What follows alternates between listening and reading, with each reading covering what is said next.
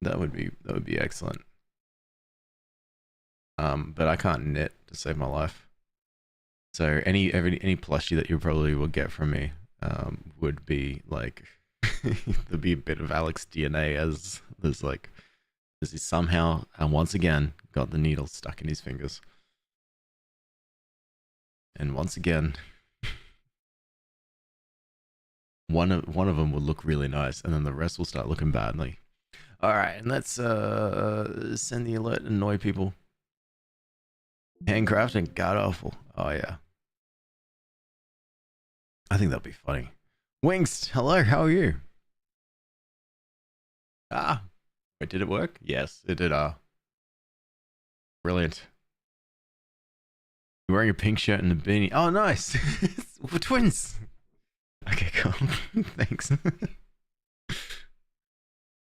Well, it's a great pink shirt and a great beanie. The beanie I picked up from Kmart, so I don't know if you would find it. Hey Mika, how are you? How's work? Hey Jay, how's it going? How's I don't know, whatever. So the spoon will still get into my eye if I take a drink of the coffee, but my eyes, I can close my eyes if it gets too much. On Wednesdays we wear pink. Oh, but what am I doing here on a Thursday? You doing okay? I'm doing great, Wings. Not too bad at all. Not too bad for a Thursday. I think I've got cat hair on my microphone again. Yep. Yep. You went out with a friend once many years ago. We picked up a leaf and you still have it. Oh, that's cool. That's nice. That's a special leaf. So any time you see that leaf, does it remind you of that time that you hung out with your friend? Oh, but it is Wednesday here? Let's do nothing. Let's do something about that. Let's explore the next system.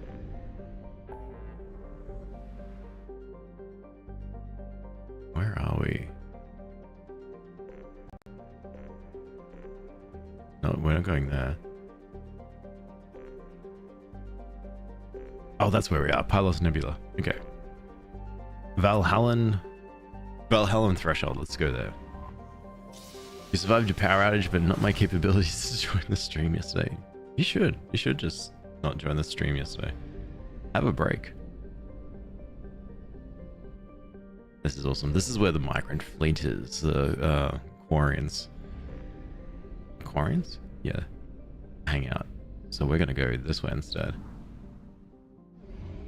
Go to Micah. Is this another plundering stream? Kinda.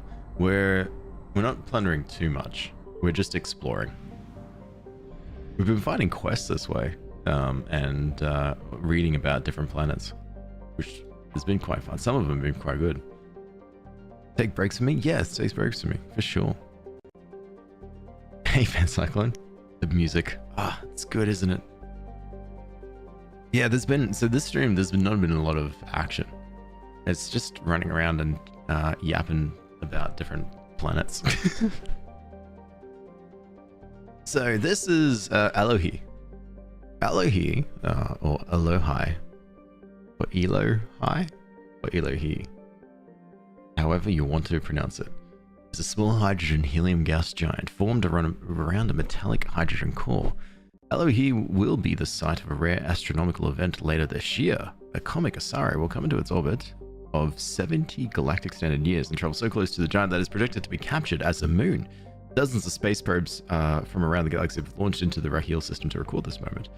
Elohai is within the frost line of its parent star, where gas giants do not usually form. For this reason, it's believed to be an extrasolar capture. Interesting. Statistically significant number of distress signals are coming from the 1 million kilometer mark around Elohi. Pirates are believed to be working the area. In-person tourism not advised. Oh, that's cool. That is cool. And then we do the scanner and see if there's like any like cool stuff, and maybe do just a little plunder. Probe launched. Do I sound a little sick, or is it just me? Maybe I'm just a little bit too the throat hasn't kicked in. Hang on, hang on, hang on.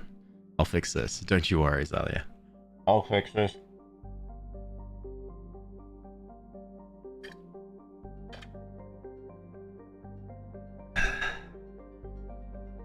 That will help.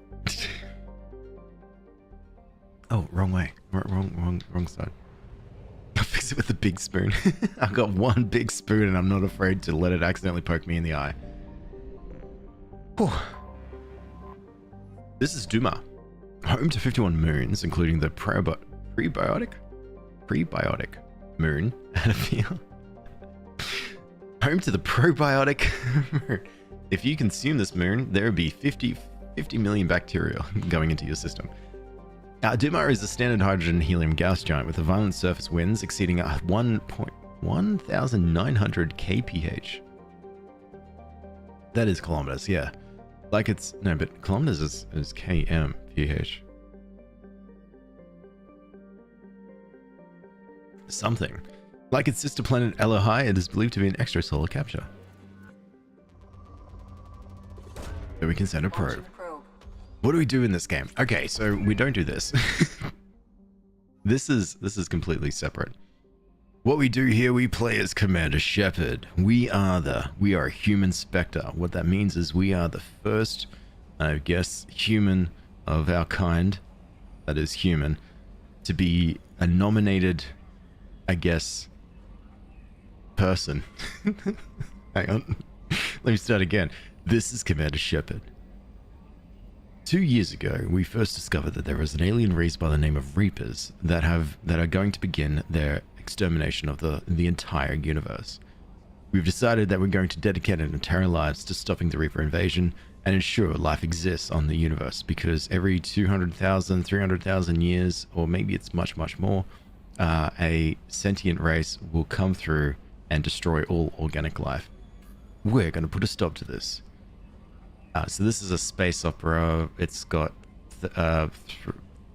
RPG mechanics, third-person shooter.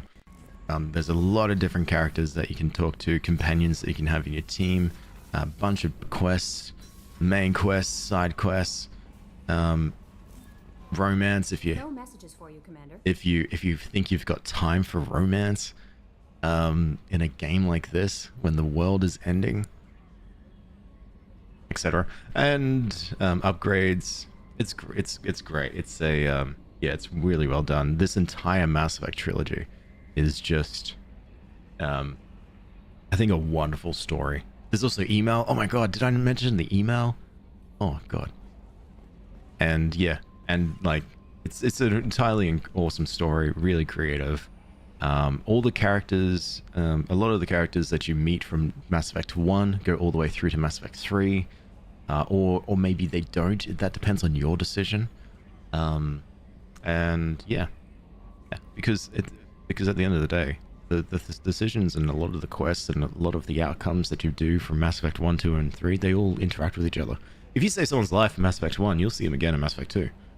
If you randomly come across a ship and you help them out, they'll send you an email or something. They'll send you an email. So what I'm doing is, this is the travel mechanic where you fly around from system to system in your little ship. I think it's fun looking at all the different planets that they've got mapped out and all the different systems, and read up on all the bios. And we've been doing this for maybe 2 streams now. Still haven't seen all of the bios and all of everything. I just want to explore everything. We probably won't, there won't be any vocal achievement to say that we've done this, because there's still probably more systems to come up as the game, as we proceed through the main quest and uncover different areas. It's fun. There's been some just funny little bits of lore. I think I yapped for a lot at a time. I'll give you an opportunity to talk. Can you imagine how hilarious it would be in the next few weeks he gets actually sick and you heard it here first? I'll blame you, Zalia, first and foremost. You better not get sick in the first few years or you prove me right. First few weeks, you prove me right, I'm blaming you. I don't want to be proven right, I'm blaming you. Can we clap in this game? You definitely can. I mean, like, you know, in general, outside of this game. It's just 50,000 years? Okay, it's just 50,000 years, sorry, I've been corrected. I'm Commander Shepard, and this is my favorite store in the Citadel. Does it still... Don't forget you can kill your fish. Oh yeah, you can kill your own fish. Does it still not like Shep? Goodness. Did the text-to-speech not work? No, it doesn't like Shep. It doesn't tell me why it was rejected either. Maybe it just didn't play. You know what? You know what, Sarthix? You're not allowed to do any of it. You're gonna clap for Grunt? Okay. You're gonna hold your applause? Okay. We don't clap for Alex, don't clap for me. Will I ever play this on Insanity? Probably not. I think that's too hard. This is Kakabel, the second asteroid in the system, formed around an element 0 core. Kakabel is another carbonaceous asteroid? Or carbonaceous? No. Crustaceous. Yeah, sure.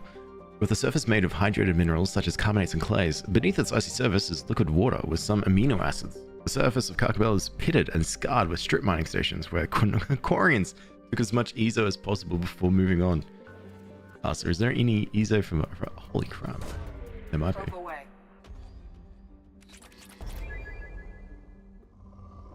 Why did you think I said Taco Bell?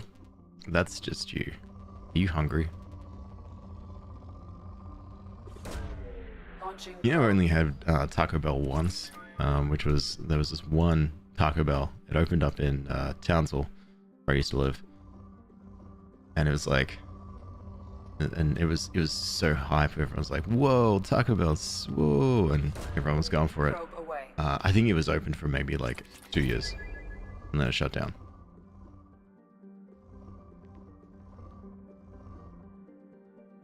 Taco Bell once is enough. I didn't rate it too much. Are you hating on Taco Bell? The reason why I don't rate it too much is because in Australia we've got this... Oh my god, look at the old Element Zero. In Australia, we've got a place called GYG, Guzman Y Guzman, and they're very good, like fast food Mexican food. You should try it. Probe away. All I wanted to try in Thailand was Thai KFC, but my dad refused to take you. Check out if it's in the airport. Townsville isn't real. Yes, it is. It's in Powerpuff Girls, so it must be real. Launching probe.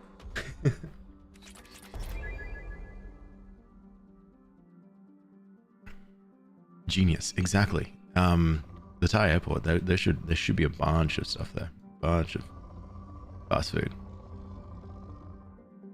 Taco Bell's when you're hungover.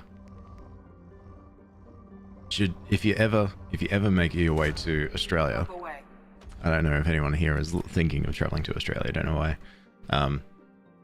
I would recommend seeing GYG, eating GYG. Maybe not seeing it, eating it.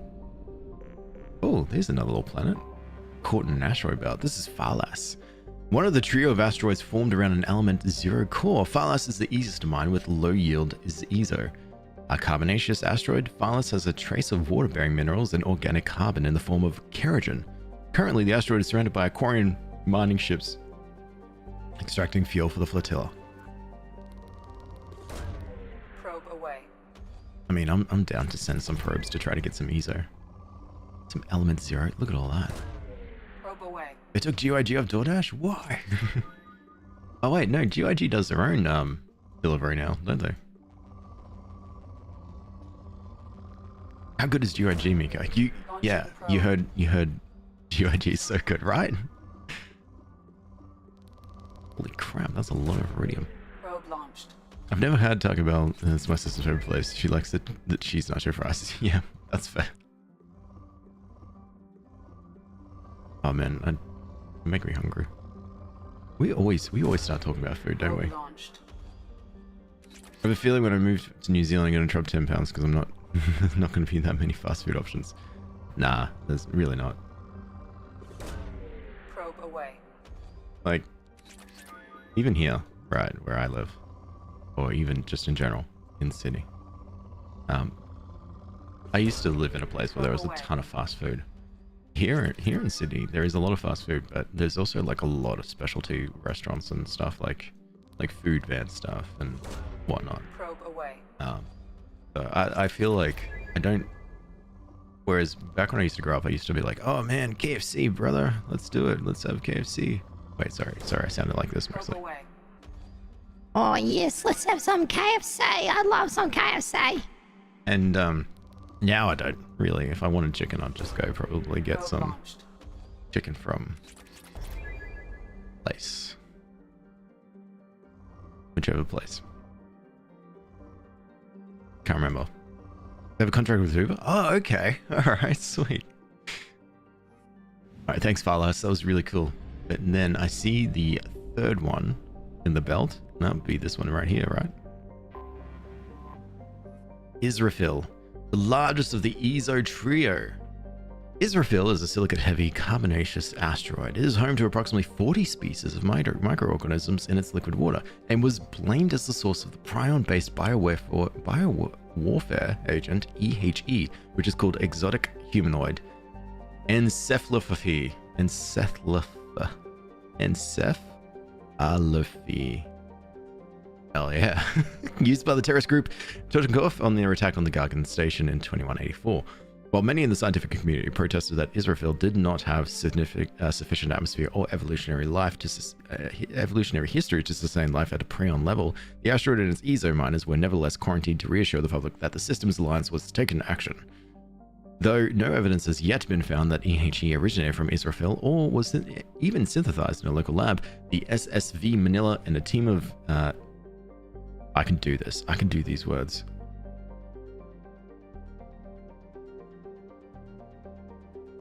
Epidemiologists maintain watch over the asteroid ship traffic for now. There's a population of 1,000 here, but more importantly, rich with element 0, which we can probe. Launching probe. Encephalopathy. Probe away. Chicken is too expensive these days? Ah, yeah. But there are some places. Oh, Actually, I think chicken's one of the cheaper ones, cheaper meals I think I can find. Red meat is really expensive. Tofu is really cheap. If I like really want some protein.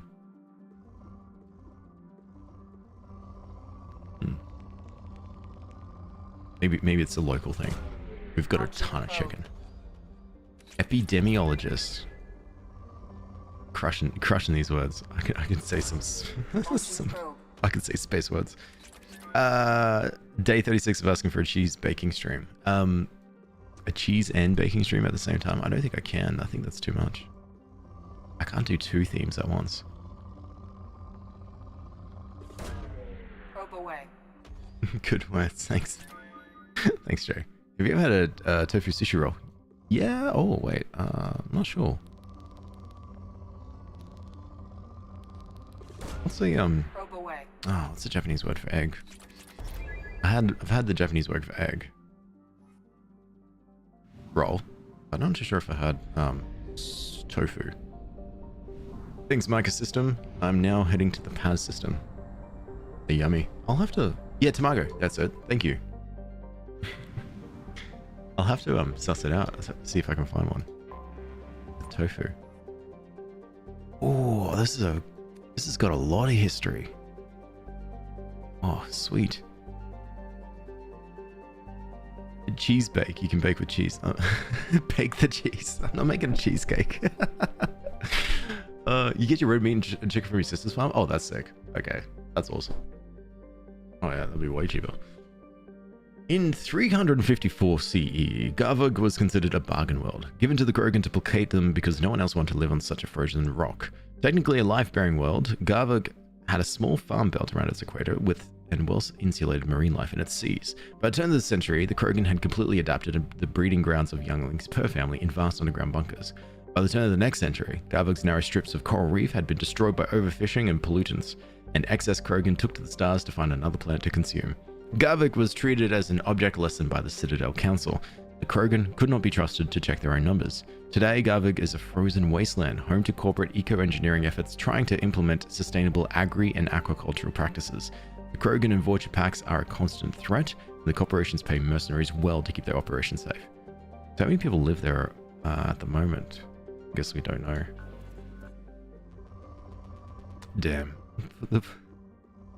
The Krogans is such an interesting alien species. They're fun, but they're pretty much just these humanoid frogs. And these poor humanoid frogs, they breed so much, so quickly, so devastatingly, destroying everything. And you kind of sort of see why the council went and or why it went the way that it did with the genophage. But man, it's such an interesting thing. All right, so that was the Valhallan threshold. So now let's go to the Hourglass Nebula. Cheesecake stream. Okay, I'm not doing that. I agree with you. Cheesecake stream. You could even do an Oreo cheesecake. You overestimate? Yeah, you assume that I've got way better cooking skills than what I do. Basque cheesecake. I don't think I will. You're not a fan of cheesecake? You might not have found the right. I like cheesecake. I think it's quite nice. But I do agree there'd be some cheesecakes that aren't good. What do you cook? Microwave. You know, if you go down and you get the microwave packets of rice, and then you get the microwave packets of cheese. There you go. They're angry space frog rabbits. Yeah, that's it. I think we'll enjoy your stream if your cooking skills are worse. Okay. Now I've been here before. So I wanted to just double check why if there was anything special about this planet. Quorum. A scorchingly hot planet close to its parent star, Quorum was bombarded by comets and asteroids during its earliest geological periods. As the solar system stabilized, these occurrences leveled off until the planet became geologically inactive. Its nitrogen and helium atmosphere is extremely thick due to heavy metals making the planet's core very dense. Unfortunately, these metals are deep below the crust, making mining impractical. Rich. Also very rich in resources. You should be on the worst cooks ever. Cooking games? I could do a cooking game for sure. Hey Alex, if you're getting cooking stream, make sure Sill's there to supervise. I don't know about that, but that also implies that you're getting a cooking stream. This is Tunfigil. First charted by the Solarians, Tunfigil, which is hard heart, is noted for its platinum and uranium deposits, making robo-mining a lucrative activity. While the surface temperature is well within the range of a comfortable EVA excursion, the extremely dense Tunfigil generates a dangerous gravitational pull 5 times that of Earth. The Solarian miners exploited the planet derivatively, nicknamed planets such as the Alcor tourist traps. Naming such planets such as these as Alcor tourist traps. Wow. I guess, yeah, true. If the gravity is so much. Are you guys saying cooking games? Cooking Mama. Venba. I've heard of Venba. I think I've heard of Cooking Mama.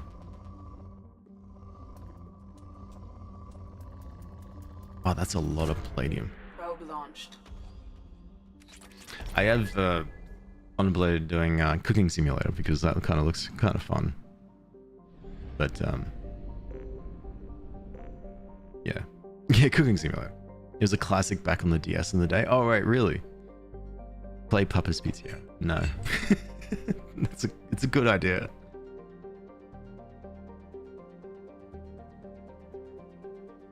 Sorry, I just feel like I don't want to say that my throat is itchy just in case someone tells and stuff, but I feel like that my throat is itchy.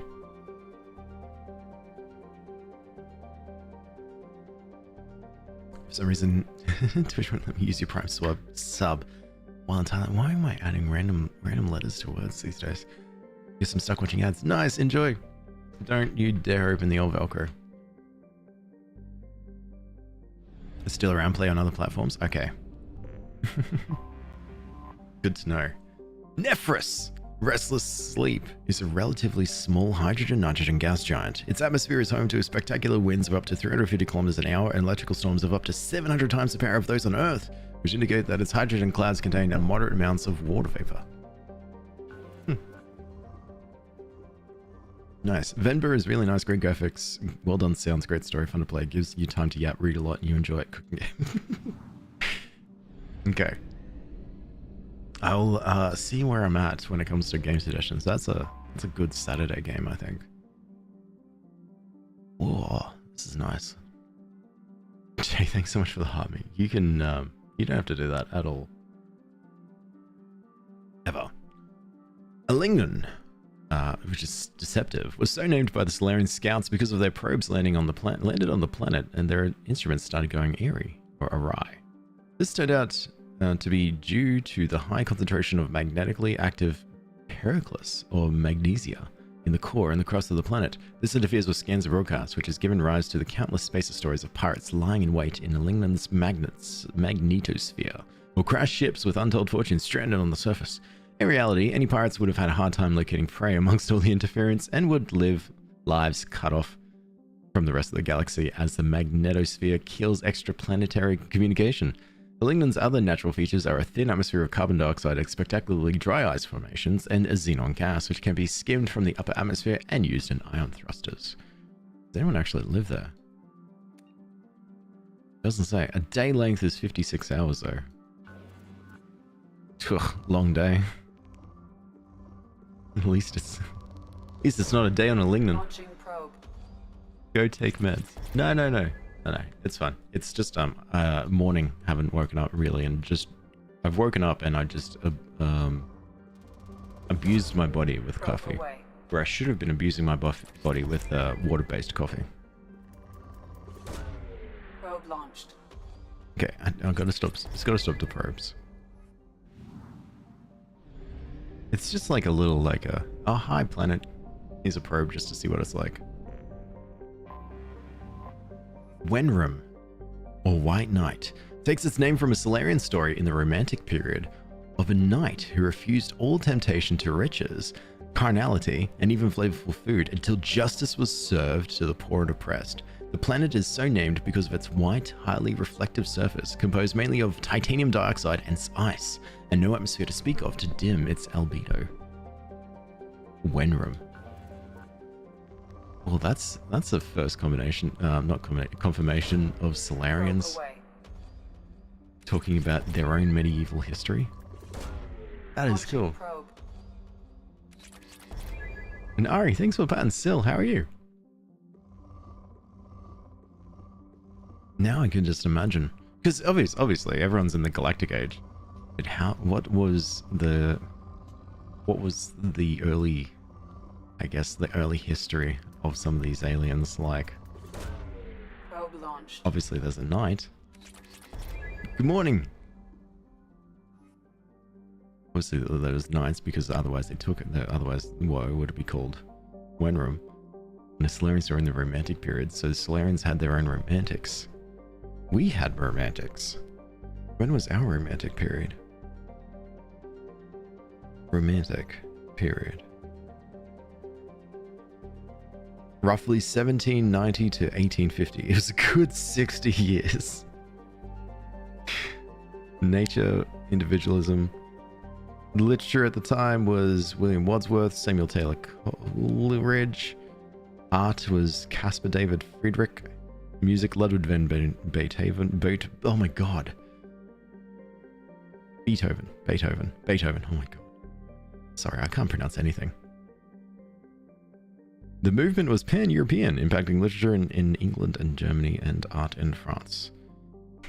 And so Solarians had their own romantic period.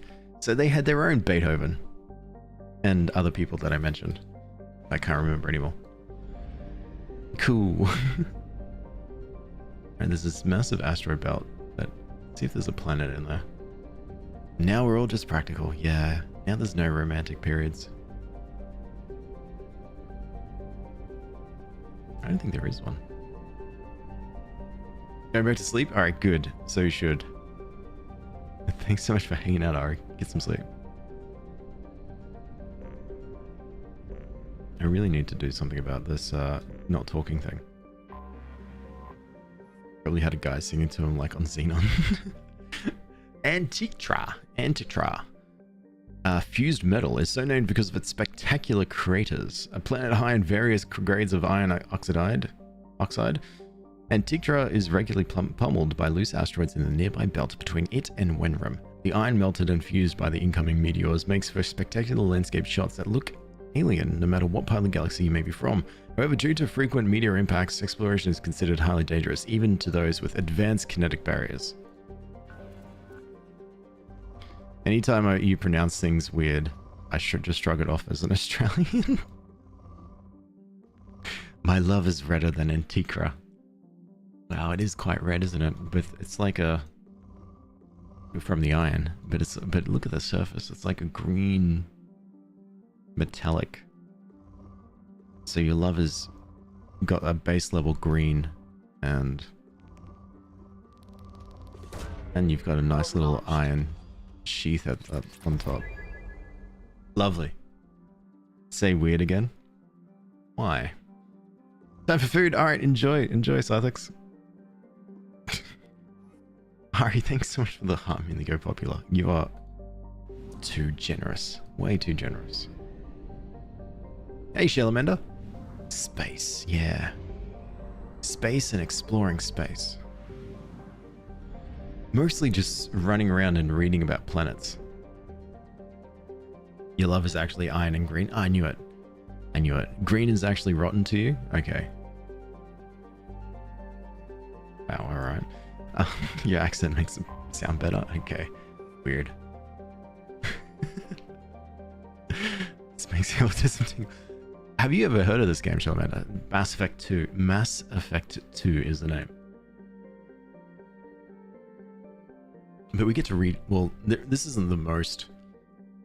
This isn't really the... How to equate this? You've heard of Skyrim? What I'm doing in the stream is the equivalent of running around and reading the Skyrim books. And that's it. And I'm glitching. Yeah, that makes sense. Yeah. Really, you've got the main story of you just trying to, do the thing of saving the world, talking to people, doing quests. But we're sitting in our little home in some sort of Skyrim home, and we've got all the Skyrim books in front of us, and we're just having a read. And that's the equivalent of the stream in the past 2 streams. This is Eza, a rock and ice planet. Eza has a thin atmosphere of methane and ethane. Its borax deposits, largely trapped beneath the ice, were never considered valuable enough to mine since synthetic substitutes and alternative sources become widely available. Nice. This planet looks like snakeskin. Oh my god, it's empty.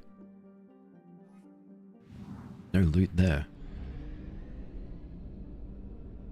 This is where the Shadow Broker is, so this is where Liara is hanging. Howdy, Flamin' Hot Funyun, how are you? I love that Ether's description is just not worth mining. Therizus. Hydrogen helium gas giant. Therizus has a decrepit automated infrastructure for refueling merchant vessels with helium-3. Painted onto the metal in a Solarian dialect, other words, self-serve. Is this also... poor. Looks like this system has been absolutely gutted. Am I doing Paragon or Renegade? Definitely Paragon. I like doing the good decisions, not the bad. Being nice. Good decisions, not bad decisions. Well, not necessarily bad, just... Yep. Alright, no worries, Jay. Ensus. A large rock planet, Ensus was once under development by a consortium of robo-mining interests, but an epidemic of accidents and sabotage cost the lives of hundreds of workers, and eventually drove them off-world. Despite numerous accusations among the mining corporations and a dozen of more trials, popular opinion holds that the real saboteurs never found. Rich. It's okay, Alex, I'm a weenie. You're a weenie too. What does that mean? Probe away. You need a chill day before Bioshock Day tomorrow? Just back to... Well, this is kind of chill. This is chill and informative. This is lore that we need for life. This is Hagalaz. Or Hagalaz. is a second-tier garden world that receives little attention from the galactic community.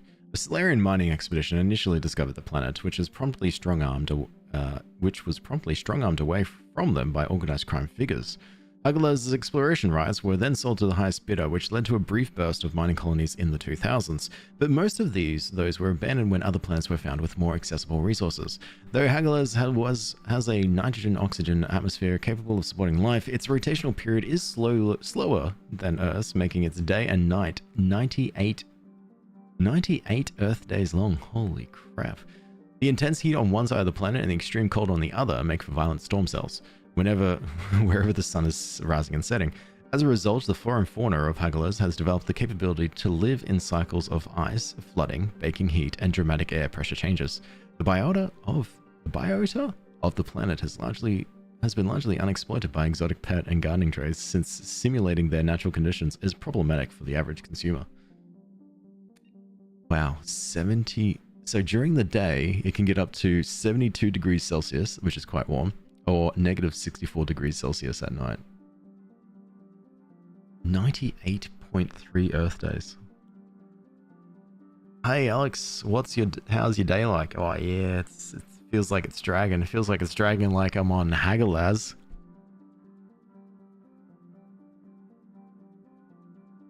And then okay. I guess yep. Amanda, thanks so much for the heart, me too. Thanks, Sarthix, for the heh. I'll take it. I got a ha. Thanks. Alright, I'll keep going. You hated the fuel thing they added in 2 and 3? I don't mind it. Yeah, it was a bit of a change. But it does mean that you can explore all the planets. You couldn't find a tumbleweed emoji. Okay. Slap sneeze. That's the most Australian thing you've ever heard me say. Okay. I'm gonna go read about planets now. Canaz's extremely thin atmosphere is mostly methane and helium. The Solarian explorers who named the system set up a small mining presence for recovering nickel and chromium used in making stainless steels. Nice. Its day length is 68.3 Earth hours. How's your day going? Oh, it's dragging. It's not Hagalaz dragging, but it's Canaz dragging. Oh, I need to shut up. A large rock planet with a pressure cooker atmosphere of nitrogen and argon, Ur's silicate-rich crust is relatively low density. It was largely ignored by the Solarian explorers who first charted the system. It has a day length of 51 Earth hours. Hey Alex, how's your day? Yeah, it's dragging a bit. Yeah, it's no Hagalaz or Canaz dragging, but it's a bit of an Uruz. It feels like I'm on Uruz.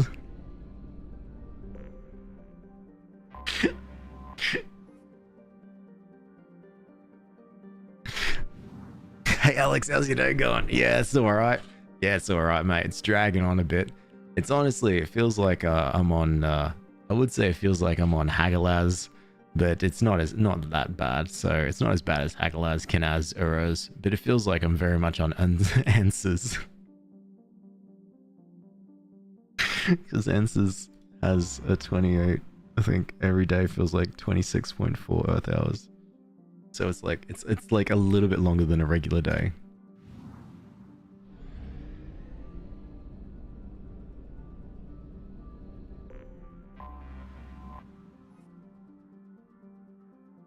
Hey Alex, how's your day going? Oh yeah, it's not bad. It's all right.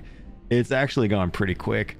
It's first I thought my day was dragging like it was on Hagalaz, or even a little bit not as bad like on Canaz and Uruz.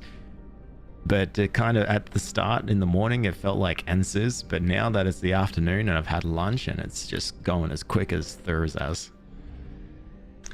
I'm going. I need to leave.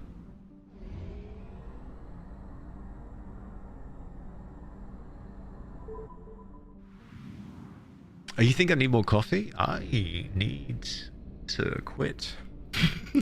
English, please. I don't know. This is the Planetary system. What do you have?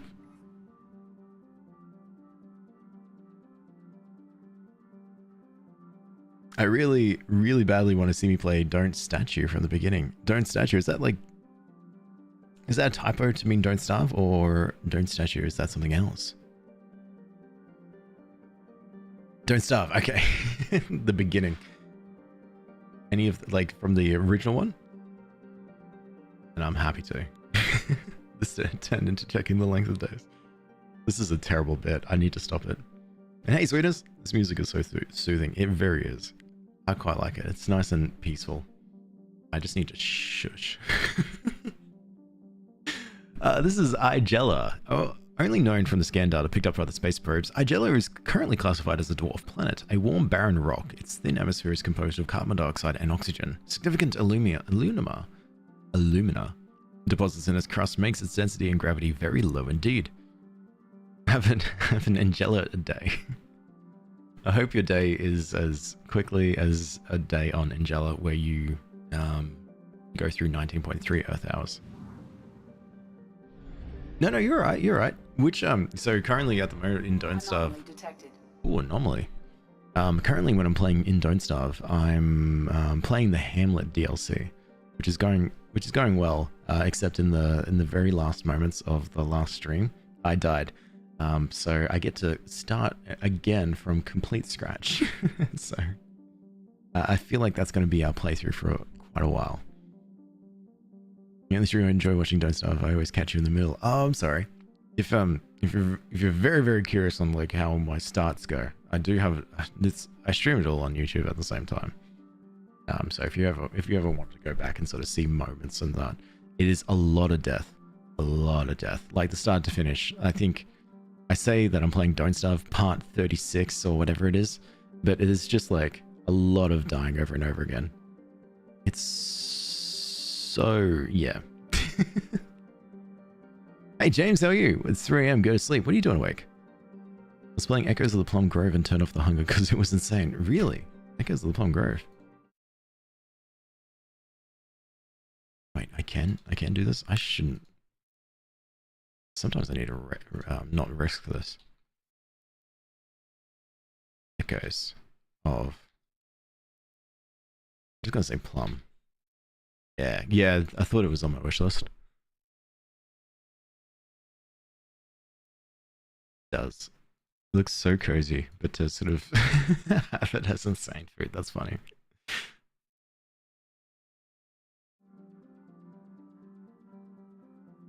That's how I feel playing. Oh yeah, but it's great. It's every time I play stuff, I play and Don't Stuff, like learn from my mistakes and then just go for it. It's really cool. It's like in my last death, I died in such a silly way that I shouldn't have died. So I can't wait to learn why and try and do better. Monkey, thanks so much for the heart me. That's way too kind. Cat started fighting and woke you up. I joined your stream around 4 PM and you're up at 3. Yeah. This is my standard stream time too. Like the 4 PMs I can only do them twice a week. Whereas in these 3 AM times, I can do this 6 times a week. I think 6 times, yeah. Monday, Tuesday, Wednesday, Thursday, Friday, Saturday, yeah. Day 1 of asking Alex to play LA Noire. You've already asked me this before. So what day is it? I'm sure. So that playthrough wasn't it? Nah, we died. This is Xanthu. Believed to be a post-garden world, Xanthu has large deposits of calcium carbonate in its sedimentary rocks, indicating that it may have once had plate tectonics and even plant life. Its swirling clouds of dust and snow may have occurred more recently and blocked the sun, creating a mass extinction event. Its surface gravity is comfortable and its temperature is tolerable by most sapient species. It's a 53.6 Earth hour day.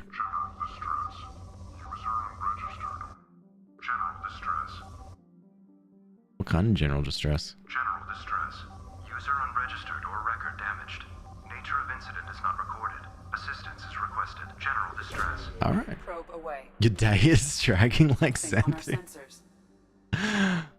It probably resets if they skip a day. Ah. But then again, they just immediately started asking day 2 of asking for LA Noir. So I think maybe, you know what? I think it's just them. I'll just ignore. You know what? You know what, Sweetness? You're right. I should ignore Smelly Ellie.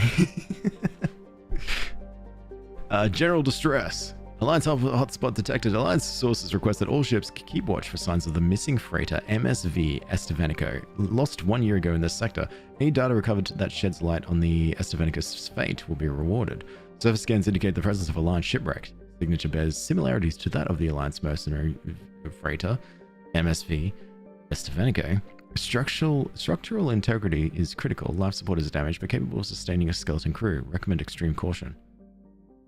Let's see if we can save some people. Yeah, there's actually a ton of planets we can land on. And then there's a lot more planets that we can't land on, and it's all discovery.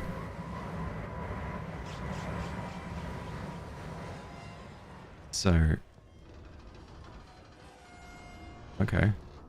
It is likely that searching the wreckage would provide information about the Estevanico's final hours. Warning, disturbing the wreck could cause it to become unbalanced and fall over the cliff's edge. Okay, thanks, Edie. And what do you suspect I do? Why is Mass Effect so good? What's the juice? I know, right? Why is it such a fun little game? Or was that a legitimate question? Don't fall over the cliff's edge. Okay, I'm on it. What if I go down? No, I can't go down here. Ah, here. Looks like I can go down there. Or up here.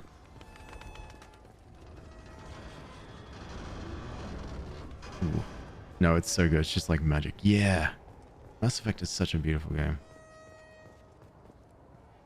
So many fun moments. See, normally the game looks like this, right? But except you pull out your gun and you've got 2 people with you. And you're all doing some... oh, there's my gun. And you can do some fun little stuff and shoot. You go pew. I probably shouldn't shoot the spacecraft, that is. Oh, that's where I need to go.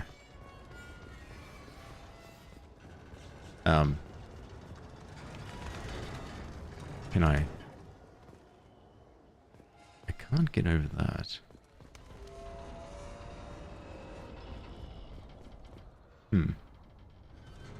So I came down here. Now the fun question is, where do I go? Maybe down? You have the Dragon Age armor? Yeah.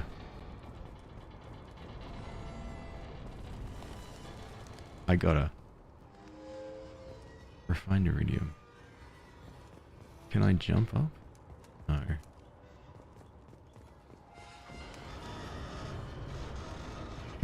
The creaking is pretty anxiety inducing.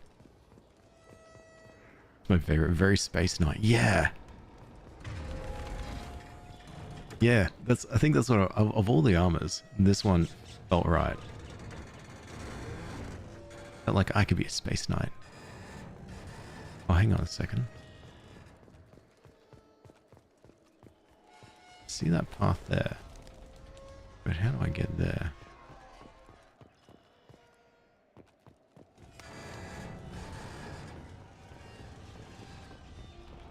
Loose tiles. Oh. Aha! That's what I need to do. Need to go down there and shoot that, which makes it go through. Finally, some action. I think I need more sleep. No, surely not. Maybe not big gun. Yeah, let's get little gun out. Go, Shepard. Okay. Go this way. There's no enemies here because I'm by myself. I think if there were enemies, I'd have people with me.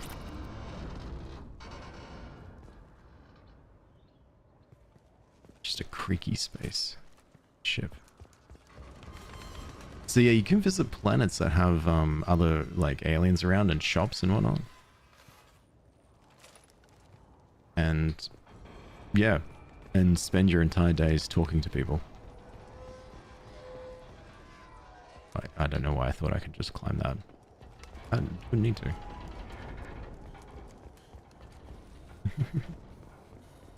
The structural damage, Shepard. Be careful. Whatever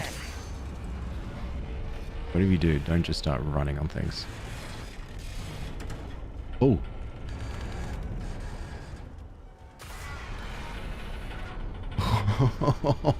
This is crazy.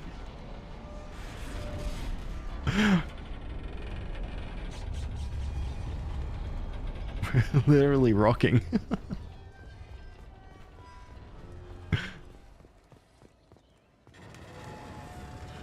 Shepard, you really need to stop eating the or anything. God, that's crazy. Oh, you can give brand endorsements? Oh, yeah.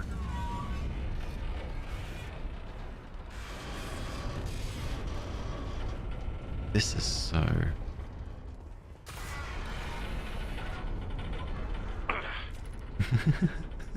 Is this worth it? I don't think so. Shepard is just built different. Yeah, that's true. Yeah, but also, yeah, let's not forget the brand endorsements.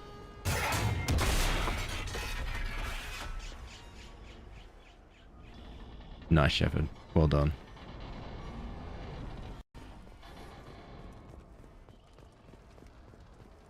No idea how I get lost in these games. I always get turned around. Yeah, this one. Yeah, I feel that.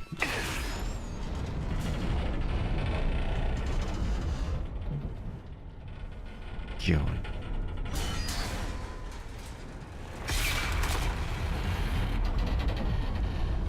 Oh, we are rocking pretty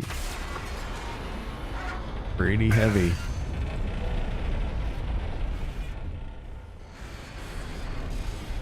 This is pretty... Yep, okay, mainframe.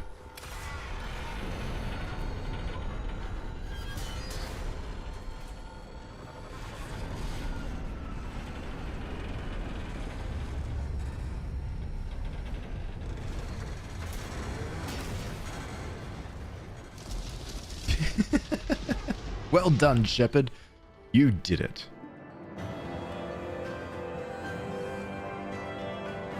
Nothing about the site, but we can see. I check my terminal and see if there's any messages. Yep, here we go.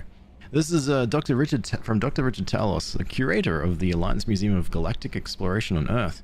Commander Shepard, thanks for recovering data from the MSV Astrovanico. The data shows that the ship was attacked and overrun by blood-packed mercenaries and Vorcha soldiers. According to the dated records, this was the first Alliance crew to encounter the Vorcha. How frightened they must have been! We are sending salvage crews now to recover whatever they can for the museum. Thank you again for your dedication. Yeah, it's right at the bottom. Right at the bottom of the gorge. Oof. Thank God that's over. Alright, back to doing the most important thing to do in this game. This is Synolus. Space probes indicate that Synolus is nowhere near as hospitable as its neighbor Xanthru. Synolus's hydrogen-argon atmosphere is thought to be an enigma to life, but the presence of borax on the surface spawned by a boron-heavy core indicates the planet may once have had water. Nice. Iridium. Probe launched. Alright, time to take the dog walkies. Bye. Take care, just me. Enjoy. Alright, we're busy right now. We got more planets to read about. This is Thegan. Thegan runs out a trio of planets only scouted by a space probe in this backwater solar system, a frozen ball with significant amounts of tin in its crust. Thegan has a fractional atmosphere with trace amounts of carbon dioxide and carbon monoxide. Strange radiation emissions have been charted coming off from Thegan, but it's unknown if these are from radioactive elements or merely a star's radiation reflected by the high albedo surface. That is a pretty planet, yeah. And that was the Ploitari system completed. So I want to go to the Shadow. Reserves at 50%. Yeah, we should be fine. I want to go and see the Shadow Broker. just in case there is some more little quests here. Oh, the Shadow Broker model.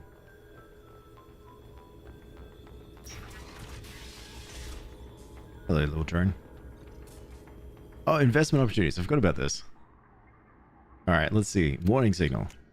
Success. Admiral Hackett and the 5th Fleet have ambushed the colony raiding pirates. 2,000 credits. This is a little, like a little side thing for you to get more money. Failure. Certus Foundation's antibiotic tests have been blocked by Citadel legislation. No. We can invest in this and see if we can get money back.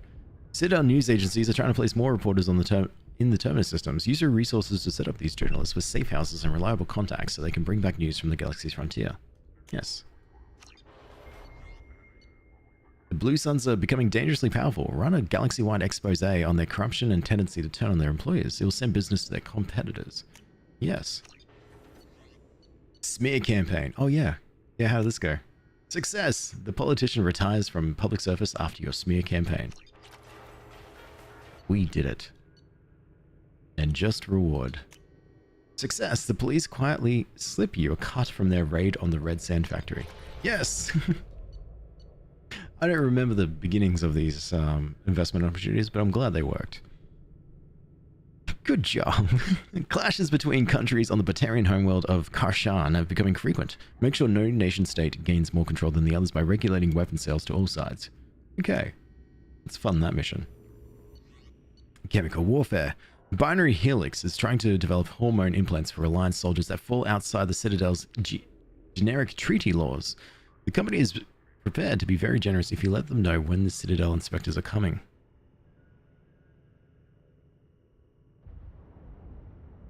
Sure. Why not? Let's fund things.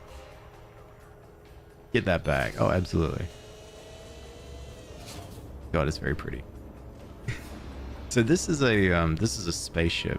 This is a ship, a giant, massive ship that orbits this planet, and the planet just has this massive storm that's constantly stuck that's just constantly happening and circling the planet, and the ship sort of leeches off the storm. As you requested, I have acquired the soul name for the leader of the Hanar's Enkindler religion. Cool. And we can find locations of planets that have more resources.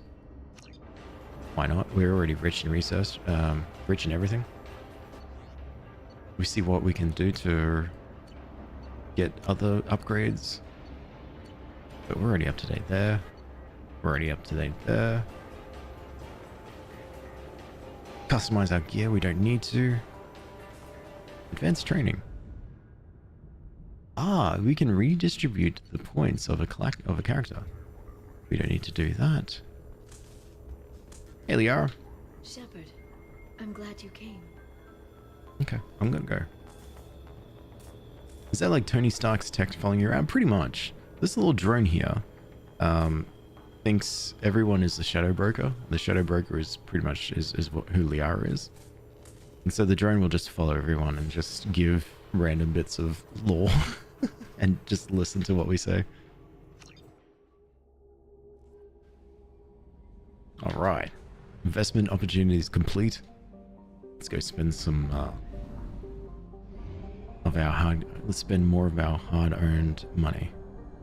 Why must Shepard deny romance? It's because we're busy. I don't know if you remember this, but every 50,000 years, a sentient race will come through and wipes out all organic life in the universe.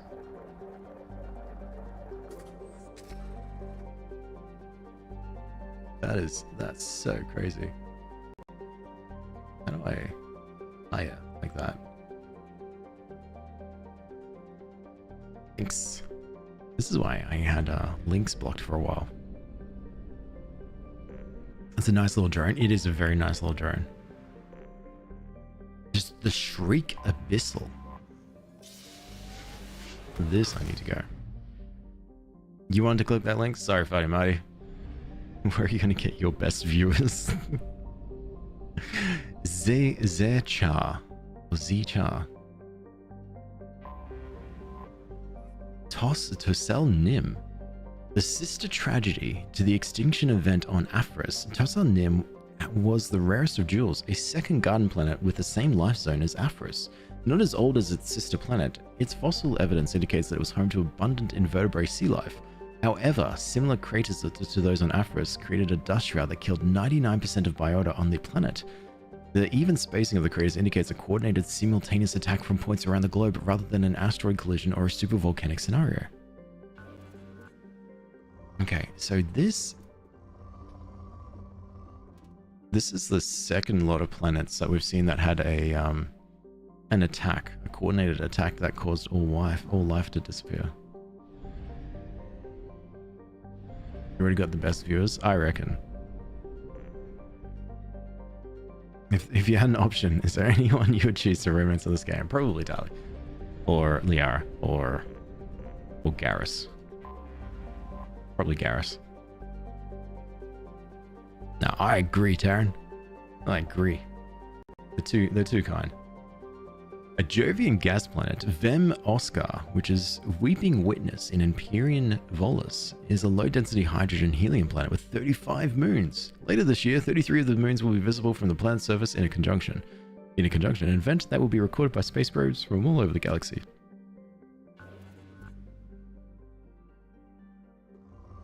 Oh, you thought I needed more viewers? No, I don't want any. I just want to sit here in silence and play game. Hey, Cyber Baroness, how you feeling? Aphris, there we go. A unique discovery. Aphris is a heavenly twin, a planet in a star system that has not one but two worlds of sufficient mass to retain a nitrogen-oxygen atmosphere within the habitable life zone of its parent star. Fossil evidence shows abundant vertebrates and evidence of sapient terrestrial avian species in its Bronze Age. However, the only trace of contemporary life on the planet is that of a single-celled organisms in the sea. All else has suffered from an extinction event, a series of massive impacts that vaporized vast quantities of water and lofted dust in its atmosphere. Early theories that this event was a collision with a fragmented asteroid have now been discounted.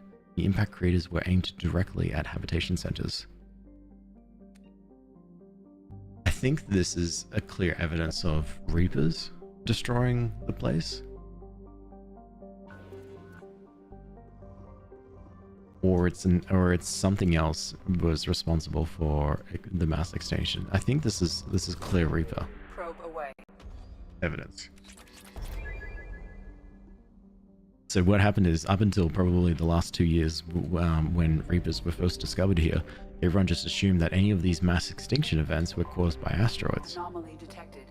Ooh, Zeta Barn is a large dense planet named for Volus god of punishment. Its crust is rich in uranium, eroded by winds to create a large radioactive dust storms across its surface.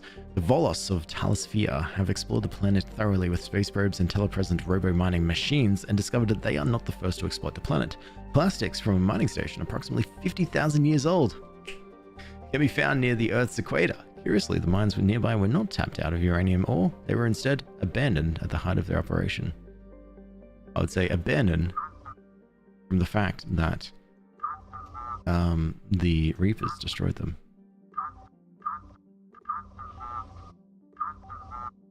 Alex, let yourself be a celery. What do you mean by this?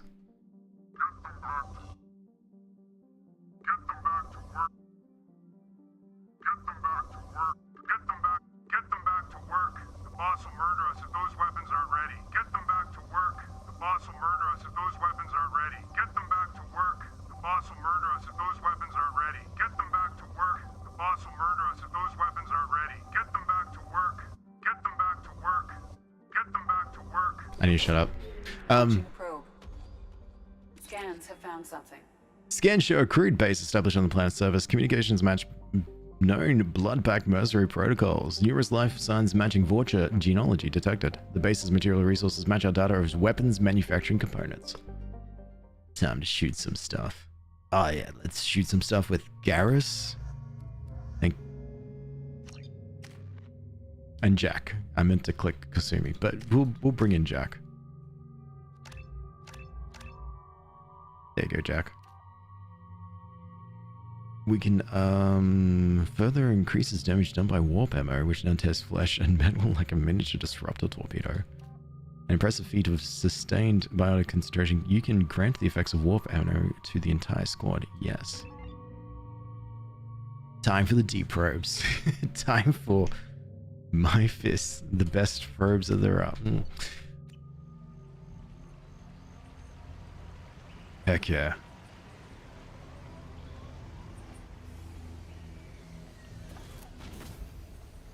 I am wonder. detecting a large power source inside the base. It is probable that destroying it would disrupt the entire facility. Okay.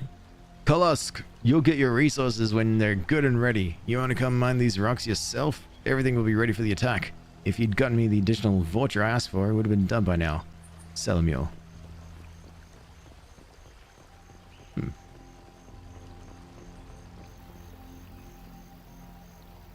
There's no one protecting their base. They would have seen us. They always do. Fist probes. Fist probes indeed. Kolosk, I'm sending back 2 of the voucher you sent me so that you can see that what I'm dealing with out here. I suggest you not arm these morons. Their 4 shots are more likely to blast the broadside of one of your generators than hit their intended targets. Maybe once you understand what I'm dealing with, you won't be so quick to mock me when I ask for some goddamned assistance. Okay. Who would have thought the mercenaries are having issues? Hello. Okay. It's just the one. Hostile! Got the beep? Nah, I'm pretty sure I crushed all beeps.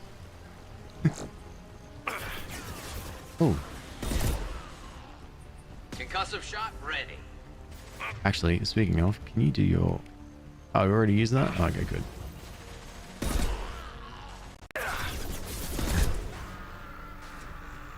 Sorry, I forget to aim. Oh my god.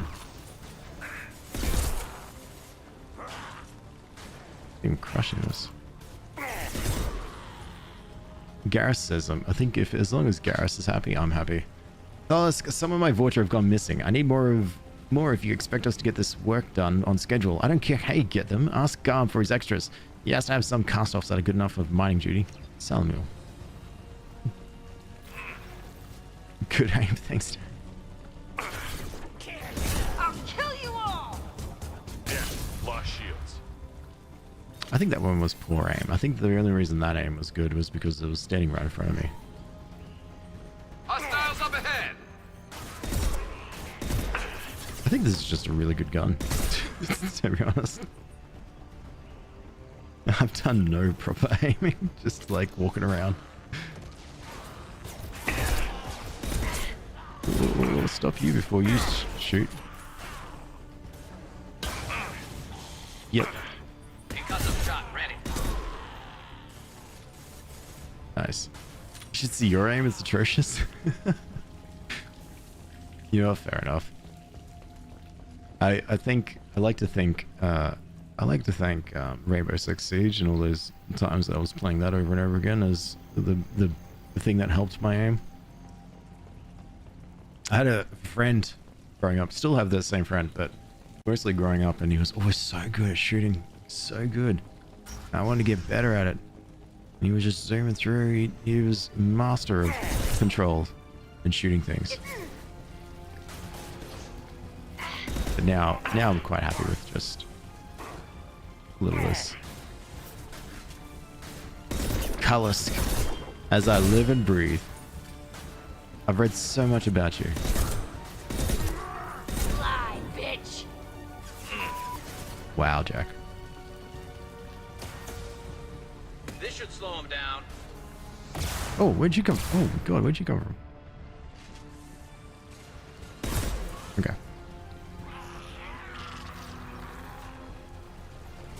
Sorry, I ran out of... Thank you. Thank you so much for waiting. I ran out of ammo. Take a look at that. What am I looking at? This? I think we gotta shoot these. Because I think if we blow this up, that will ruin their operations. It's on the other side. There you are.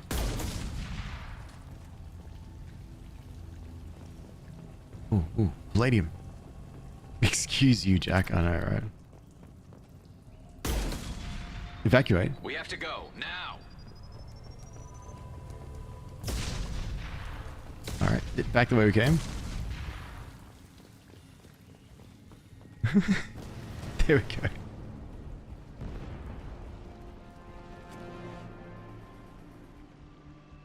This is valuable. Nice. Demolished the Blood Pack weapons production facility and decimated the Blood Pack Fortress soldiers. Is there any... Oh, and we unlocked heavy weapon ammo. Yes! Oh, wait, no. This was the previous one. Alright, never mind. No one wanted to thank us for that. Played a lot of Fortnite back in the COVID days. That's how you learned how to shoot. That's so fair. I can't shoot in Fortnite. No idea why. That's a game that I always struggled with playing. My friend always cheated at Serious Sam by playing the transparent skin. That is such a funny cheat because it's like it's just a cosmetic skin. Oh, that's great. As I live and breathe raisin. Oh my god, my throat is actually sore. Oh my god, I'm so blaming Zoe for this. An ice giant does a tab, which is skyward and has a bluish tinge from its hydrogen methane atmosphere. Its axial tilt causes its seasons to vary wildly in temperature. Oh man, I hope my day goes as quick as it does on Does a Tab today. You finally finished packing. Good night, Smelly. I hope you enjoy. I hope your flight goes to Japan goes well. I don't know why I'm adding extra words. Not even DLC, just in game like that. Did you pick the transparent skin too, to like make it harder as well? Telesphere is a planet capable of supporting life if that life happens to breathe ammonia. Discovered by Sari explorers, the planet was used as a bargaining chip by the Citadel Council, who quickly drafted a colonizational agreement with its wealthy client race, the Volus. The Council would fund the Volus colonization effort in return for massive trade benefits. With uncharacteristic enthusiasm, an enormous Volus influx ensued, and the Council reaped the economic benefits for a dozen years before the colonization bubble burst. Today, the economic good times on Telesphere are long gone, and the modern Volus businesses are cutthroat operations. Piracy is a grave threat to shipping, as well as armed criminals to see the Volus as easy prey. There are 3.8 billion people who live, or Volus, or anyone who lives on this planet. Wow. You're a Disco Dave or Santa? Yeah, that's fair. That's fair. Stay true to yourself. Don't resort to your friends' horrible cheating ways. Borvistor, named the Shining Sea in an old Volus language. Borvistor is so named for its boiling surface rich in glowing hot alumina, flecked with dark ridges of carbon. Its thick atmosphere of nitrogen and oxygen is no indicator of life since the temperatures are simply too high. Okay. 253 degrees Celsius, holy crap. It's a bit warm. It was Dancing Denzel, okay. Interesting. I never played Serious Sam. I don't think. Because it's like, it's shooting, it's aliens, isn't it? But it's like a gun rush type game. Gun rush? Like Doom. Like Venus, hot as heck. Yeah, Mads. Can't live there. Oh, there's actually a quest here. I really hope when you die and you become and you can stay around and become a translucent ghost, I really hope you can sort of like go off and do things. Like, I would love to just go off and like fly to like other planets and just explore space. I think that'd be really cool. Because then it's like, oh well, I got to explore the core of Venus. Wow, it's really cool. And I can't really tell you what it's like, but I'll know what it's like, and I think that's what's more important. It's like a super wild fun rush. Gotcha. You need to learn Celsius? Yeah. That would be super fun, yeah. But because I'm much more advanced in age than all of you combined, I'll let you know how it goes. I'll probably be there in the next couple of years, and then I can just go off and explore and be like, whoa, look at this. This is crazy. Gee, thanks, I can't help the Americans. No, it's not the... I'm not too sure why Fahrenheit exists, but I'm sure there's practicals for it. Practicals? I'm sure there's things for it that are practical. But I think this game is saying it in Celsius because... Is it because of this? Is it because of the setting, or is it just Celsius? But I hear kilometers and Celsius in some stuff, in some American literature too. I don't know. It's interesting. It's like, I think this one book I'm reading... Wait, hang on. Let me look this up. I'm reading Dungeon Crawler Carl. And I'm just started the first book. And it is based in America. So the author is what I wanted to look up, is American. But in the first book, a lot of the information was like anything to do with temperature, I heard was Celsius. And I thought, oh, that's interesting. It's not, I don't think it's translated to be Celsius instead of Fahrenheit due to the book itself, because I did get it on Audible and just listening to it. Yeah, I don't know. Yeah, we'll see. Maybe I'm talking nonsense. You're like 5 years older than me? No. Add a few zeros at the end of that. Your age? It's up there. 100 degrees Fahrenheit is too hot for humans. Okay. And 199 degrees Fahrenheit is also too hot for humans, or is that also? This is Akasira? Ooh, how would you say that? Aseria. Though nearly the size of Earth, Aseria contains only 28% of its mass. It has a trace atmosphere of neon and molecular nitrogen, but the predominant carbon dioxide has long since frozen and fallen to the surface as frost. While Akasira has a core of heavy metals, the bulk of the planet's volume consists of water ice. Several unique forms of long-chain carbon molecules have been recovered on the surface, pushed up from beneath the ice by cryovolcanic processes. Akasira has a large rocky moon compositionally similar to Luna. Its surface temperature is negative 178 degrees Celsius. Well, that's a bit cold.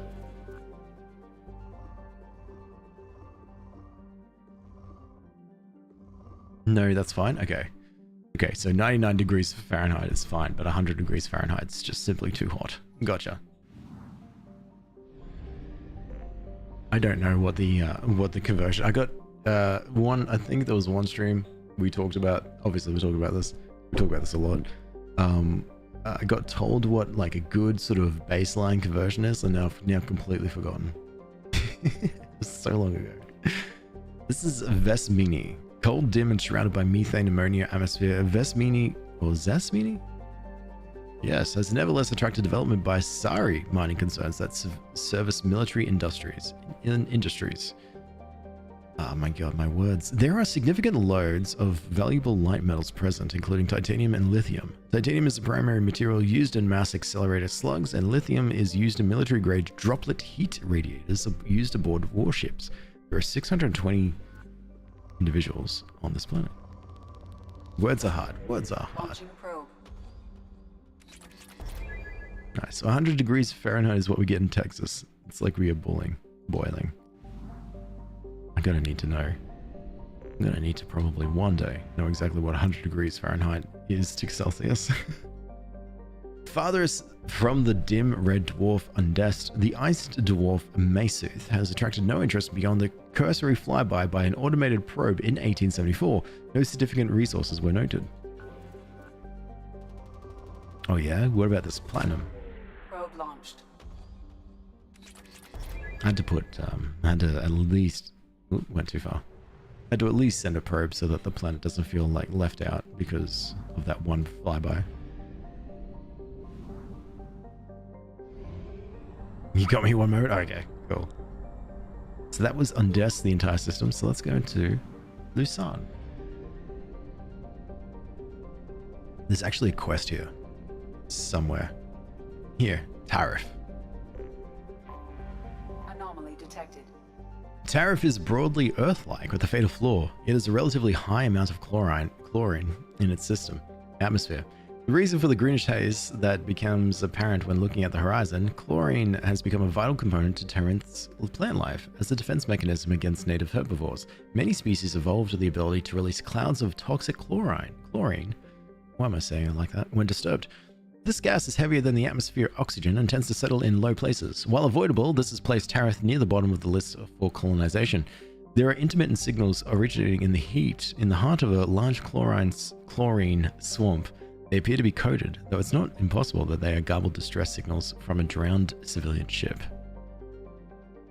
Yeah, you wouldn't want to sort of be in a chlorine swamp. Probe away. 100 degrees Fahrenheit is 37 degrees Celsius. Oh. I would say that's not hot, but it is a bit warm. There's been a few days here that's it gets well over 40 degrees Celsius.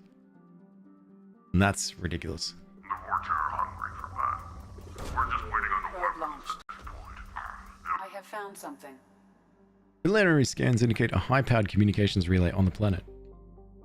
Communications match known blood pack mercenary protocols. A concentration of Krogan and Vorta signals are massed inside what appears to be a mining operation. Life signs detected, unknown species, advise caution. Let's do it. Yeah, don't mess with chlorine. Man, that chlorine is bad news. I wish that was considered warm.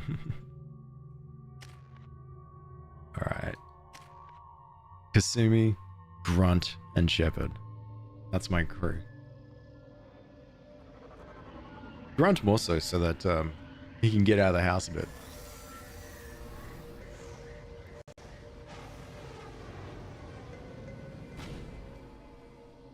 The fog on the planet's surface is interfering with your navigation. The nearby beacon towers may serve as a navigational contingency. You're so right. Wait, is everyone wearing a mask? Yeah. Even Grunt's wearing his little Krogan helmet.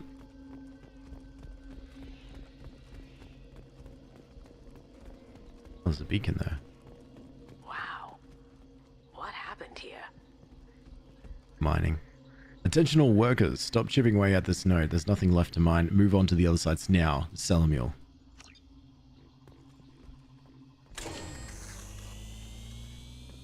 Oh. So I think what we followed the lines here. Toxic atmosphere. Stings a bit. Ah, these are the beacons that we follow. Right. Hello. Hostiles! Clicks in.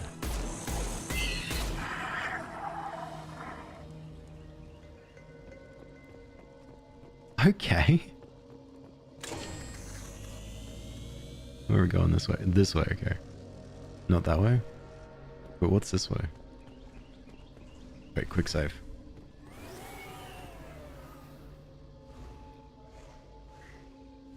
Jesus, okay. Wait, I saw a prompt before. There you are. Raw material. Platinum, okay. You just saw something? Yeah. There's a flying... Did you see that flying beast over there? Or did you see something else?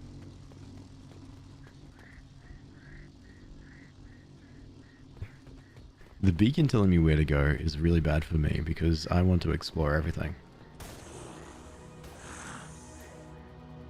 You, Clixon.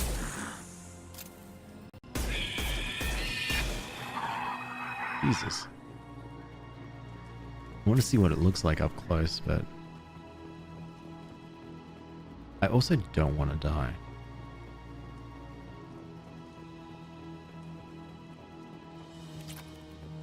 Platinum. Is there anything else here? No.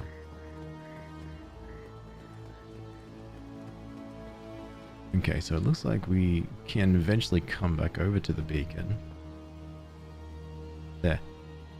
Or we... Yeah, okay. So we could either take the direct path, which is what I did, or take the... Oh my god, look at it. Oh, this... Should have run. Now you'll fry. Grunt. Grunt, you can't just keep...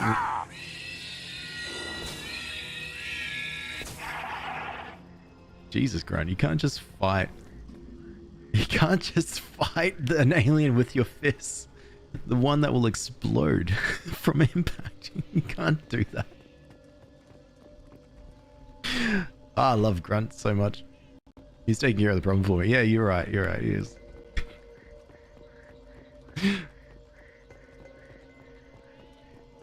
Grunt, we see that this alien here will explode upon impact if you do any violence to it.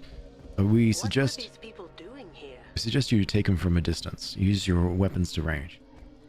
And that lasts a good 3 seconds before Grunt gets so angry he just starts swinging fists.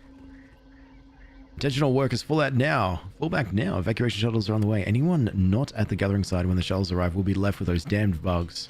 Lemuel. Looks like we just missed the fun. So that you don't have to fight. That's so true. You're right. You don't want Grunt to punch explosives? No, no. I don't want Grunt to die.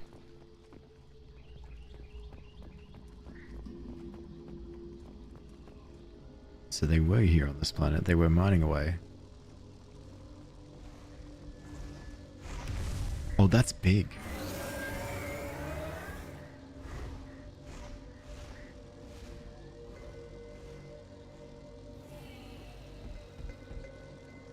Oh, that is huge. Yeah, that's the snake bug thing. Yeah. It's not grunt size. That's like at least 3 grunts standing on top of each other. Not sitting on each other's shoulders, just like standing on top of each other's shoulders. Can we ride it? I'll ask.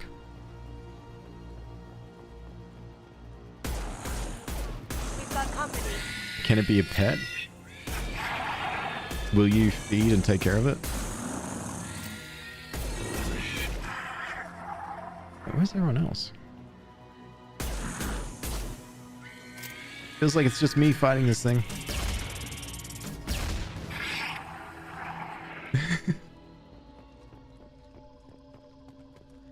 Or data pad. Samuel, I can't get any more Vorcha from Omega. Garm has its own problems, and you're going to man up and deal with this on your own. Maybe build a beacon path. I bet those damn Vorcha are just wandering off into the fog and getting lost. From Kosk. They left you. They left you taking out grenades. All right, I'm getting my big gun out for this. I'm by myself.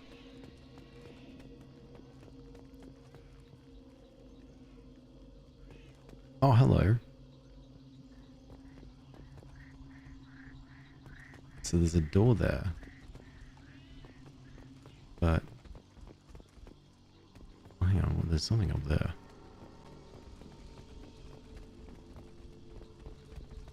Oh no, it's not a door, it's just a light. Okay, so we do have to go up. I didn't want, what I don't like to do is, if there's like a set path, I like to sort of follow it to an extent, but if there's like little hidden areas, I have to go and explore. Because what if there's loot?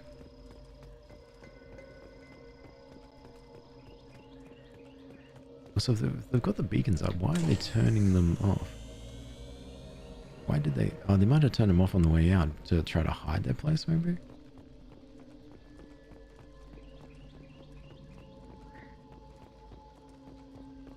back in the chlorine phase.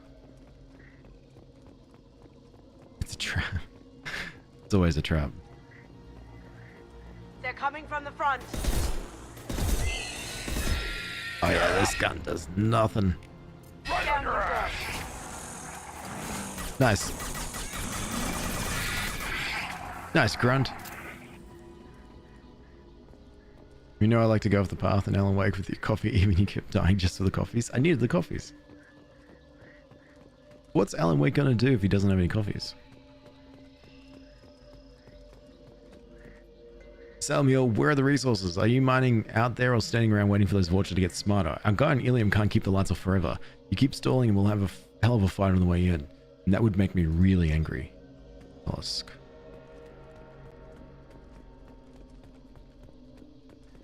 Yeah, I think what's happening is Kasumi and Grunt don't want to follow me. They're following the beacon. I'm walking off from the beacon and they're just like, where is he off to? Which kind of... Trouble! Oh, vultures. Which kind of makes sense because the fog is so disorientating. You're going into danger, they're just not following. I think they're just honestly getting lost. I think that's what's happening. The fog is so dense. We're reading the data pads and everything of Vulture getting lost.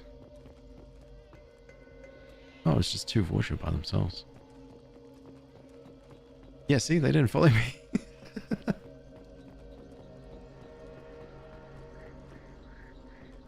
You think I'm getting lost? Nah, it's got to be Grunt. Wait, beacon. Beacon this way? Or did I come from that way?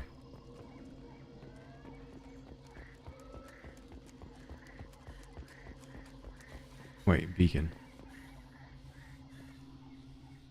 Beacon to here. Alright, never mind, I'm no longer lost. But Kasumi and Grunt are. So up there is another beacon, but over here it was that data pad I found. I know exactly where I am now. Oh hey Grunt. Hey Kasumi. You both were up here already waiting for me. Damn, Shepard's taken a very long time just to follow a couple of lights. Now, if they don't get lost from here outside of the fog, then that was intentional.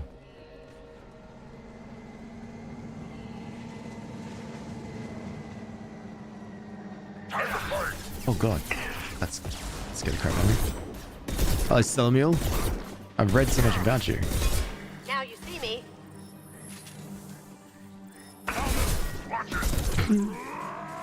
Nice, Kasumi.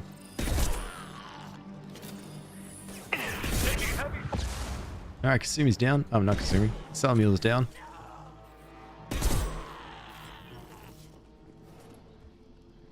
That is another blood pack leader. Talk about them getting lost. It was me? No, surely not. That means... No, I'm not taking ownership for that. You and you.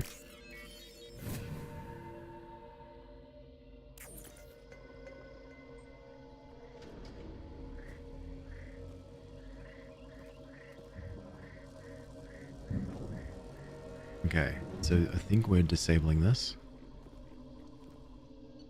Yep. Encountered unclassified hostile alien species, eliminated blood pack forces. We saw that giant massive alien, but it didn't, it looks like it didn't want to attack us. Maybe because of the fact that we're friendly. Or it knew we were trying to get rid of the... Commander, you've received a new message at your private terminal. Kelly, I just checked my private terminal. There are no new messages. Kelly's lying again. But we did get an upgrade. Over here. Heavy weapon ammo. That's the final one. For that. She's doing her best, mate. She's really not. No messages for you, Commander. Thanks, Kelly. Appreciate it. Alright. I'll keep reading.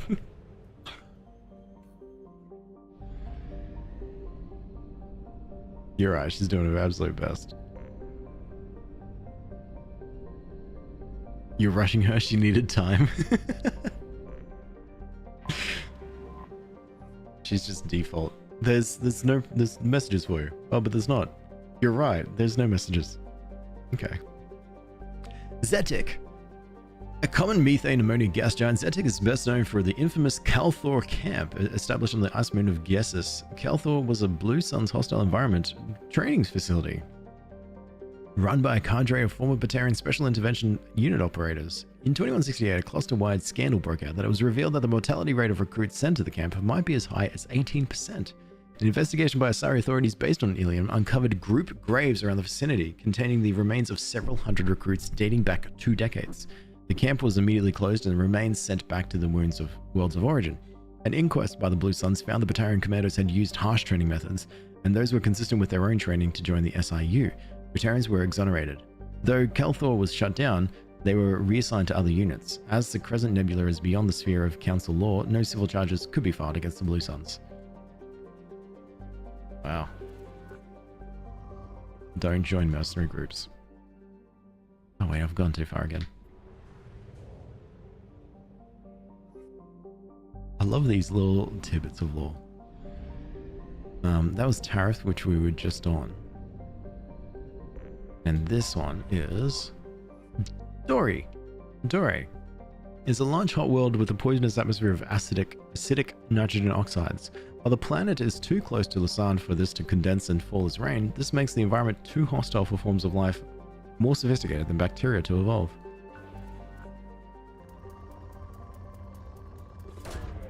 Probe launched.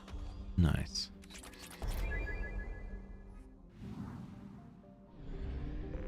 And then this one. Untanta. Untanta is remarkably close to Earth. Its orbital distance is similar, and while slightly larger, its reduced density yields similar mass, atmospheric pressure, and gravity. That's where the similarities end, for Lucerne is a hot class F star, emitting over 8 times the energy of Sol, and Untanta is a parched wasteland. Its water long since boiled away in its nitrogen carbon dioxide atmosphere. A handful of mining outposts dot the hellish hot surface, and the crews remain in underground bunkers, sending remotely controlled machines out at night to do surface work and load cargo for shipment. There is like, holy crap, that's a lot of platinum. Probe away.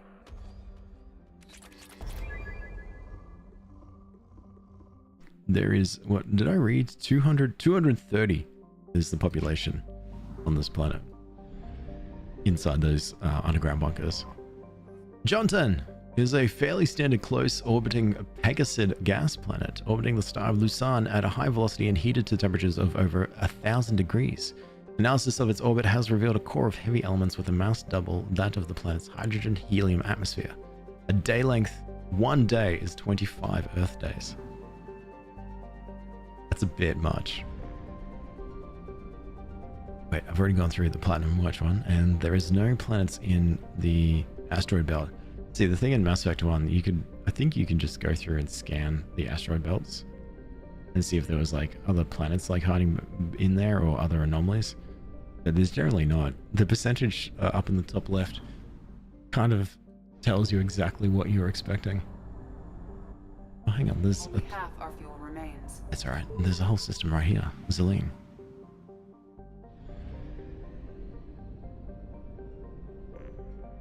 What time is it? Okay, we've got an hour to try to like clear out all of the other planets and try to, which we should be able to do as long as I don't talk a lot of nonsense. Nepima, tidally locked to the star Zelene. Nepima has the expected hot pole and cold pole. Along the terminator is a thin band of nearly habitable terrain. Unfortunately, the local biosphere is based on a chlorinated oxygen atmosphere. It is not sophisticated, but it has proven highly dangerous. The Asari surveyor Viralis landed on Nebula in 1684 to study the local ecology. Unbeknownst to the crew, a handful of native chlorine fixing microbes passed through the biohazard screening and entered the ship. The Viralis returned to the port of Nos Paranolo on Ilium, where the Neperman microbes escaped into a temperate environment with plentiful unused chlorine. The microbes devoured the chlorides in the earth as metabolic byproducts. They produced toxic polychlorinated biphenyls? Yes. By the time the infestation was contained, an area of nearly 30 square kilometers had been effectively turned into a toxic waste dump. Nos Paralano had been abandoned and accelerated the development of Nos Ostra. Wow. Early explorers and bringing and causing massive impacts that are Launching probe. irreparable to the planets. It just happens all the time. It happens in Earth. It happens with Earth when early explorers went in and started introducing foreign species to other sort of native environments. An anomaly. And it happened in space. I think it's... The pronunciation of chlorine to chlorine is killing me. Helium is a post-garden world that once enjoyed an Earth-like oxygen-nitrogen atmosphere. It is still blessed with plentiful water, but a generally cold climate and extreme seasonal shifts, courtesy of a 38-degree axial tilt. But a generally cold climate. Helium is thought to be the homeworld of the Arthan, a spacefaring species which disappeared approximately 300,000 years ago. Precisely what happened to the helium is still under debate. It appears a global extinction occurred, wiping out all native animal life forms more complex than zooplankton. Plant forms were not affected, but the lack of oxygen-breathing life caused oxygenation of the atmosphere. Plant life was reduced after lightning storms ignited global wildfires. The leading theory for helium's devastation is an out-of-control biological weapon. For this reason, landing is strictly prohibited. The corporations of Ilium have emplaced a network of quarantine satellites to dissuade would-be looters from landing in the crumbling cities. Yeah, we know the... Detected in orbit. Ooh, there is a anomaly here. Detected in orbit. Detected in orbit. All units report to ready stations for possible anti-invasion protocol. Repeat. Unidentified ship detected in orbit. All units report to ready stations for... Probe launched. Ooh. Something on our sensors. Mercenary activity detected inside a mining facility on the planned service. Facility confirmed they're registered to the Eldfield Ashland Energy Corporation. Eclipse presence confirmed.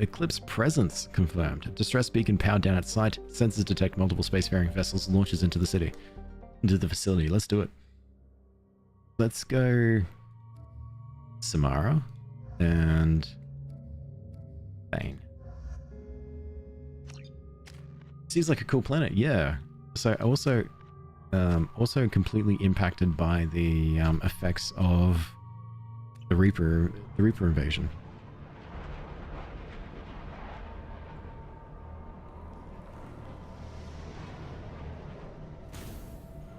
Honestly, I never really thought about how the Reapers went about trying to eliminate life. I don't know, I kind of thought they did it. Hi, buddy. I always kind of thought they just did it one by one, but I guess it makes sense that they just sat in orbit and just started pelting all life with just these massive bombs. I kind of sort of think that do the Reapers even bother thinking about the impact that they have on these planets? So if they're leaving all these planets scarred and permanently scarred and also devoid of life due to their bombardment, then, and when they go into hibernation and stuff, like when they come back out, they're obviously looking for life. They learned from the intelligent life and then they studied the intelligent life before they wipe them. But like, you got to sort of start to think that maybe you're causing a lot of damage because you're making all these planets go without life and without sort of, you know, destroying them.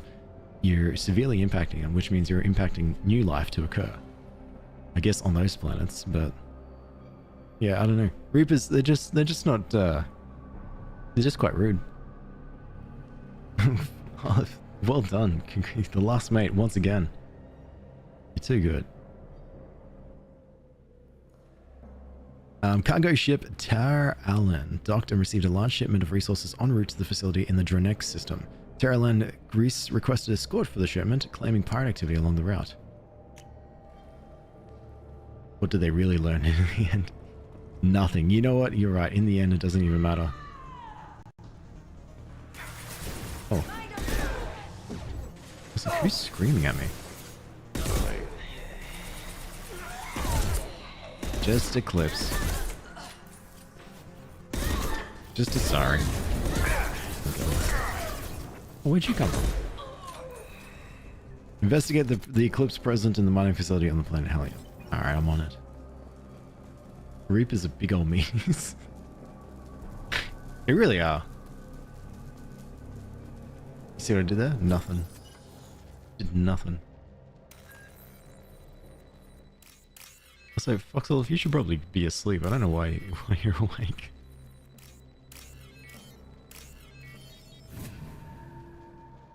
Time. Cool.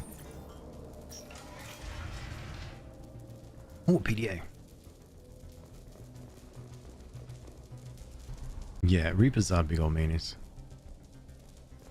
I could go... Oh, that's loot. Okay, good. Go see the loot first before I go and continue going down the path. Sorry, Thane, you mind? Okay, now I'll continue through the door.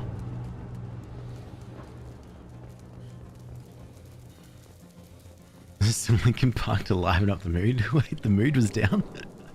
Alert, we are under a mercenary attack. Escort civilians to crew quarters, then return to work area to protect the main computer at all costs. So the Eclipse are the ones who are making an attack. I missed. Missed again. That was horrible.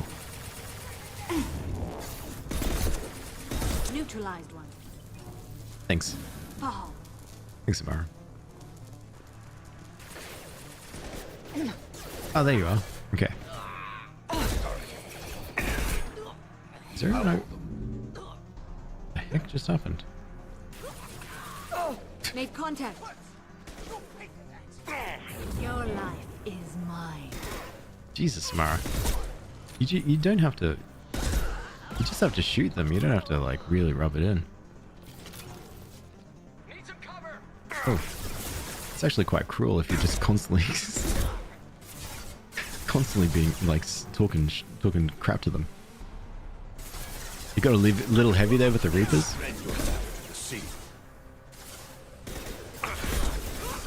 That's every day for us, Taryn. That's every day as Commander Shepard. It's always heavy and it's always to do with the Reapers. Beep.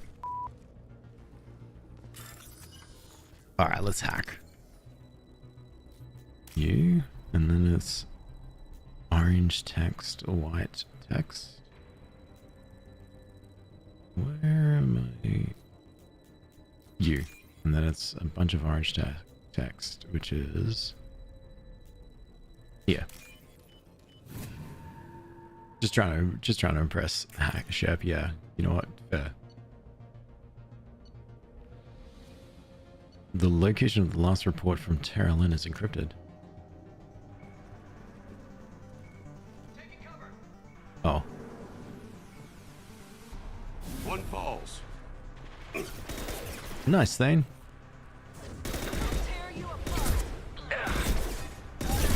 They're just coming from behind us. Yeah. Go now to the sea. Do you think mercenary groups are like really proud of their names? Like in such a like a camaraderie? I don't know what I'm trying to say, but yeah, do you think they're like really proud? Like at the end of the day, do they go, good night Eclipses? Excellent shot. And they wake up in the morning and go, yay, Eclipse! Let's have a very Eclipse day. God, it's a great day to be an Eclipse. I feel like you select these games just to hack.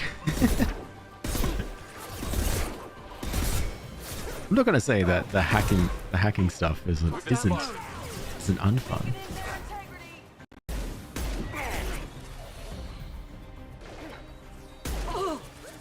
Oh, Captain Vorlian. Interesting. What if I... You're pretty dead, Captain. They're so proud. Yeah, that's what I reckon. Like, they get so happy. They've got a secret Eclipse handshake.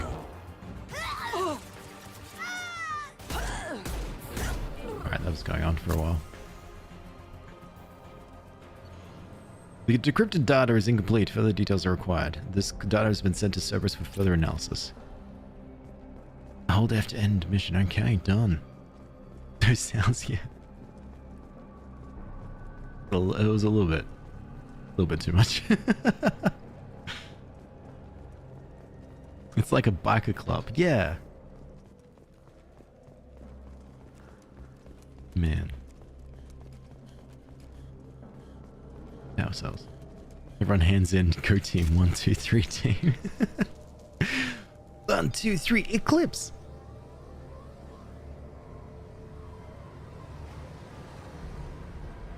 They probably will have a like in-team motto. The moon may block our light, but that is when we truly shine. Something like that. Eclipse. Okay, data has been recovered. More decryption is needed. Any messages? No. Okay. Cool. There's got to be a team song too. Who needs the moon when we can make our own light? Alright guys, I can't wait for Eclipse family movie night.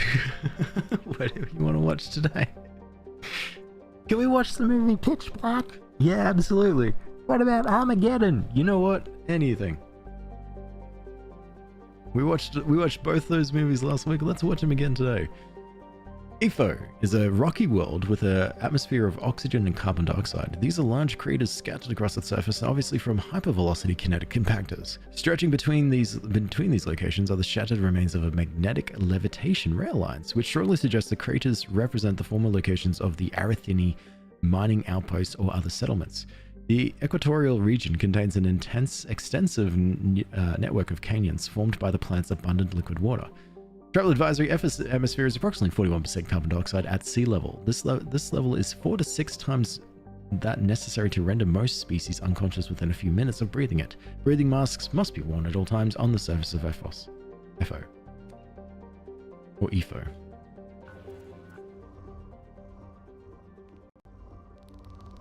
And also so rich. We're so rich in resources, we don't have to worry about that. In the final planet, Galon. Galon is surrounded by an extensive ring system. The inner rings are composed pulverized nano-manufactured carbon materials thought to be the remains of the Arithini helium-3 mining infrastructure. The few pieces of larger debris found indicate a materials technology of at least equal to the current galactic state of art. The outer rings consist of water, ice, silicate dust, and an odd bit of rock. Analysis of the debris often show shock damage and evidence of rapid heating. Some parahistorical theorists insist that the outer rings represent debris from a moon or moons destroyed by mass accelerator bombardment. This has been rejected by every reputable xenoarchaeologist.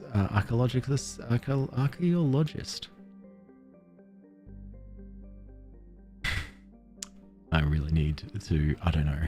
While it is theoretically possible to destroy a small moon utterly with the Dreadnought bombardment, no species sees a compelling reason to do so. Oh, if that's the only reason why that this theory has been rejected, we can bring back that theory because we know that the Reapers do it just for fun and to exterminate more life.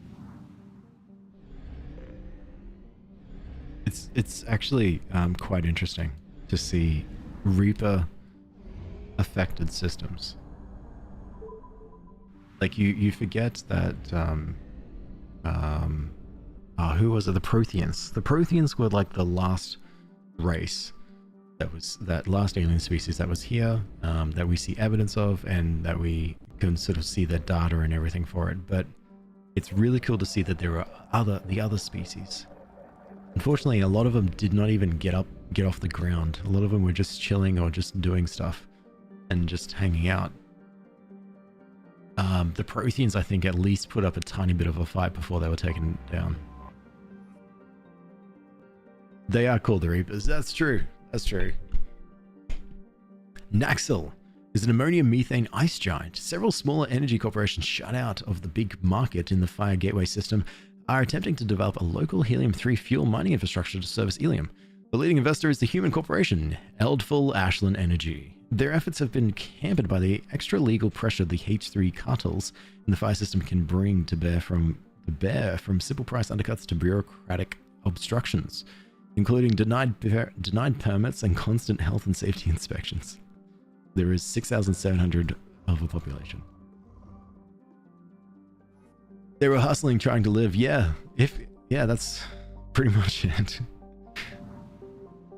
When the Reapers decide that it's time to perform a mass extinction across the galaxy, they kind of just decide and they just start going for it. And then anyone who isn't pretty much a tiny speck of bacteria, anyone that shows any hint of intelligence life is destroyed. Ponolus, a fairly typical Venusian hothouse, Ponolus seems almost tame compared to the violent volcanic outbursts of the inner world, Bergel. In contrast, Ponolus is nearly inert, with no active volcanoes or plate tectonics. The most dramatic event in the last million years was the founding of the Asari Aerostat research platform, Elvuisic. Yeah, sure. In 2092, which fell after being hauled by an improbably unlucky meteor. Most of the crew successfully reached escape capsules, but 6 were lost. The crushed wreck of the platform now lies on the Creocyte plain in the southern hemisphere. Wow. Oh, I might as well grab the iridium. They're kind of like vampires, feeding off people then getting rid of them. They definitely do something to the people. That's why they there was that one mission where we were on the Reaper ship, or no, a collector ship. We could see all of not the Reaper ship, a collector ship. We could see all of the human bodies that were taken, that were used in some sort of pod. While not a classical hothouse world like Venus, Bergel is scarcely more hospitable. In addition to being the closest to the star to sail, its core contains many radioactives and other heavy elements. These increase the heat of the planets and drive volcanism. Bergel's crust is too rigid for plate tectonics to function, and the planet will go through cycles in which the pressure builds to a massive supervolcanic eruption. These spew ejecta over thousands of kilometers and leave caldera 100 kilometers across and spew enough molten material to repave entire continents. The last such event was 812,000 years ago. The current rate of outgassing from volcanic hotspots suggests another will occur within the next 10 millennia. That's pretty wild. And no one lives there. Also quite rich. Probe away. I actually can't wait till we get back to the story of this game rather than flying around, so we can sort of see more about what happens and try to stop more of the collectors. But I am enjoying this. Thale is a typical hydrogen-helium gas giant. Its complex system of rings is unstable, dating back only a few million years. They are thought to be the shattered remains of a comet. It's just a little planet. Right, we won't set a probe there. Kind of glad we gave up also. Gave up trying to probe every planet. I think that might have been a bit hard. It's just too much. And we did probe quite a lot. Oh, I've already explored most of this. So I've explored the fire system. Now the Illuster. Sleepy? Go to sleep, Jay. What are you doing here? Hello. Melil. Melil is a common ammonia methane ice giant with 23 moons. It has no particular distinctive features. Okay. Day length is 8.6 hours. I hope you have a quick Melil day. You're working? Don't do that. Or dust. It does look a little bit like Jupiter. Yeah, actually. Or dust has an abundance of heavy metals and radioactives. It is heavily exploited by mining concerns based on helium. 43 years ago, a council spectre arrived to investigate reports that the businesses were selling platinum, a strategic metal, to pirate groups in the Terminus systems. The results of her investigation were never released, but no deaths were reported. Corruption?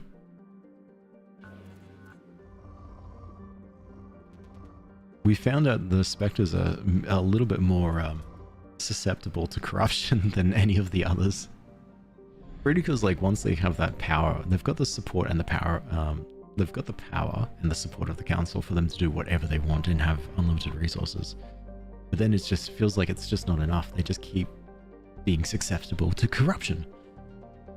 Salius' cratered surface is ancient. Parts of the highlands have been unchanged for nearly 3 billion years. The layers of overlapping craters stand as a testament to the violence of the system's creation. Salius is tidally locked to Ilstra and has a trace atmosphere of krypton and xenon, with helium occasionally blowing in via solar winds. Cool. A day length is 0.3 Earth years. Wow. One day. 0.3 Earth years. So that's what? If it's 365 days per year, 115 roughly? No, 120? 120-ish days per day. That's a long day. I hope you don't have a Celius day today. I hope your days are like very quick, like. What was that other planet? Melil. Ziona. I've seen this planet before, but I don't know why. Ziona has a thin atmosphere of sulfur dioxide and trioxide created by volcanic outgassing. There are traces of water vapor in the atmosphere, but over the last 5 centuries of observation, particle counts have decreased by 4%. While not habitable by any spacefaring species, there is an abundance of native sulfur-devouring bacteria that thrives around the world's many volcanic vents. Interestingly, these bacterium bear genetic similarities to the native life of Ilium, suggesting either a panspermia spread of microbes via asteroids or an accidental contamination of the original environment by careless spacefarers, which is most likely the case. Yeah, I've already sent a probe here once. Same to you. Thank you. Thank you. Appreciate that. Even though I'm stumbling along through much of the bigger words and barely sort of talking, the more I do this, the better I am at reading eventually, is how I'm thinking. So it's like, all right, keep practicing. You'll get there. You'll read good one day. One day I'll read a sci-fi book. Asano is the standard hydrogen helium gas giant. 200 years ago, an independent Volus prospector found the mangled wreck of a Prothean starship trapped within the trailing Lagrange point. Few artifacts from the wreckage had been recovered. The prospector, Lumen Kryop, was canny enough to keep the Hulk's existence to himself. He sold its location to a Turian paleotechnology firm for nearly $1 million credits. Since then, Hisano's Lagrange points, rings, and moons have been combed over by fortune hunters seeking to strike it rich the same way. Thus far, no additional artifacts have been recovered. A Prothean ship was found here. You read well? Read well, maybe. Speak well? Definitely not. I'll tell you what, in my head, all these words are doing really well. Oh. Out loud, however. Oh.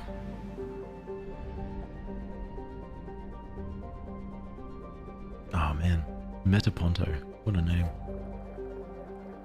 But I've already discovered these planets. I don't know if I've read about them. There was those early days where I was just clicking through. Methane, yeah. Oh wait, what are you saying? Methane. No, that one I know is methane. But then again, hang on. Actually, let me back up. That's the pronunciation that I've known in my life. It could be completely different. My brain goes too fast, probably. Yeah. I'll try and fix that. Does anyone have an ice pick? Home. This is Aquitas. Home to the famous Iron Canyons, Aquitas has a reddish iron oxide dust or hematite covering much of its surface, and significant blue cobalt deposits that freckle the terrain. Turian explorers have discovered hot springs in the polar ice caps, heated by magma in the planet's crust. In a strange combination of science and hucksterism, a small facility exports water from these springs, which is bottled and sold as having medicinal properties. Okay. The funds are then used to maintain a research station, which has discovered some fossil evidence that the Aquitas once harbored microscopic life based on... Okay, here we go. Here we go. Deoxy. Yeah, okay. Let's read it out. Deoxyribonucleic acids in these springs.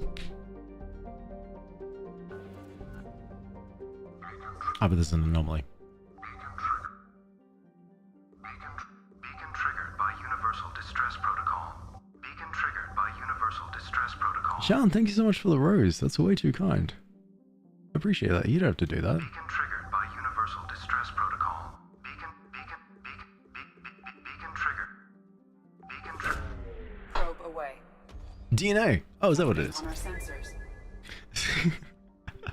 I've only ever heard of methane. Methane, I think I know that methane is something else. But then again, you know what, Sartix? Let's take this 4 a.m. discussion and let's move it to a time where both of us are awake and have done adequate research. Surface scans report potential alien signatures from within the mining facility. Anomalous life signs detected. Whereabouts of the facility staff unknown. Alright, let's go Miranda and Jack. They hate each other, so why not? That sounds great. Hey. Miranda, give you slam. Jack has already done all the points. Sometimes I wonder if you'd like Halo Wars. It's the real-time strategy version of Halo, isn't it? I think both are right depending on the country. Yeah, that's what I think. Yeah.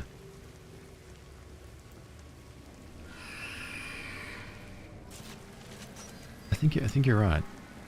Australian pronunciations of things is yeah, we kind of are very similar to England in our pronunciations because of where we're from. That is a skeleton. Seem like you'd be into it. Yeah, We've been spotted. Oh my god, it's husks. As I live and breathe, husks.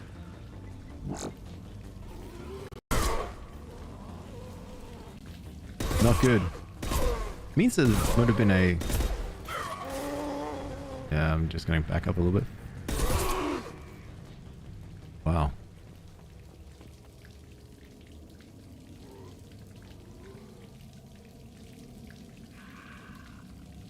Wow.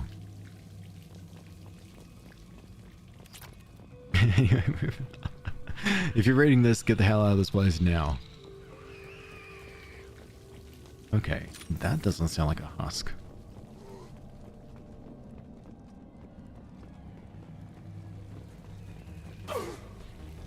Where'd you come from? Where are you going? Oh, what are you? An abomination. Oh, okay.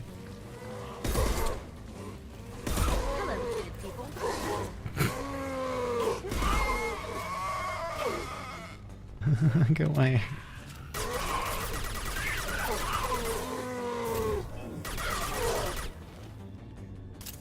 Okay. Zombies? Yeah. Yeah. Hello, dead people. Yeah, so these are humans who have been pretty much turned into zombies. It's not a viral infection. they are turned in through a machine and become these lifeless husks. But they are ruthless, and I think they... I don't know what the abomination is though. Destroy you. Okay.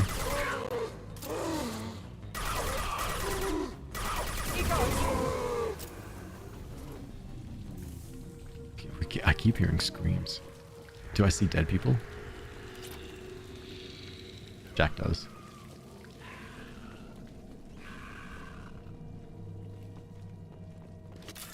This is horrifying. You, and you. 3. Like aluminium? Oh, yeah.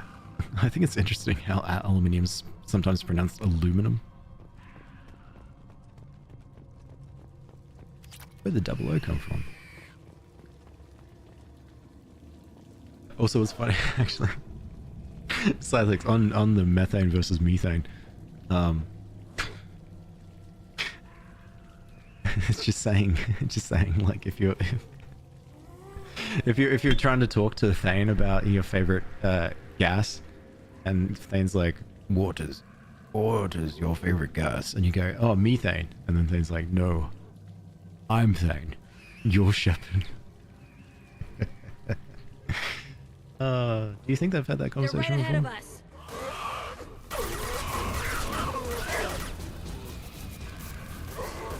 Wow.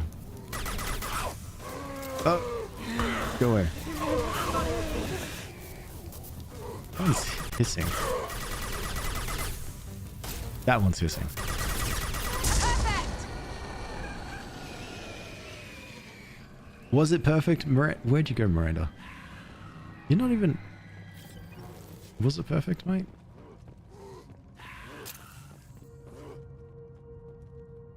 Say aluminium again. Like that. So here are the logs from Foreman Lawrence. Mislin's men dug out some kind of alien machine today, like nothing I ever saw. Called up some of my contacts and found out there's a market for this kind of thing. Looks like some squints at Elena's risk control are willing to part with a ton of credits to get their hands on one of these things. Far be it for me to deny them a chance to pay me. Cooper and Jorgensen saw that they say that they saw that damned alien thing glowing, and hell if I'm going near them to prove it wrong. Near it to prove them wrong. I don't get paid enough to expose myself to weird alien artifacts. I have to admit though, there's an awful pretty sound coming from the back room. Cooper, Jorgensen, and them ain't doing so well. Not feeling so good myself either. Stay near the machine, feel better. Not sure I want to let them, Lennis folk take it. I think it should stay right here with us. Well, that's what happened to them. They found the machine, turned them into husks. Shepard, I detected powerful alien signature deep within the mines. It appears the device is the source of the husks. It is likely that destroying it would stop them. Okay. I love the floating guy. Random question today, will ever do a shirtless stream? No, God no. Here we go. Not at all. I think, even... Oh God. I even think singlet's a bit too much for me. There we go. Whoa, whoa, whoa, whoa. Whoa, whoa, whoa, whoa, whoa. Guys.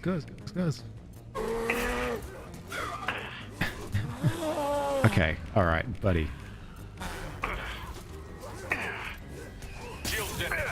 Pull out the gun. There we go. Oh my God. Oh my God. Run. Run, Shepard. Miranda, why aren't you helping?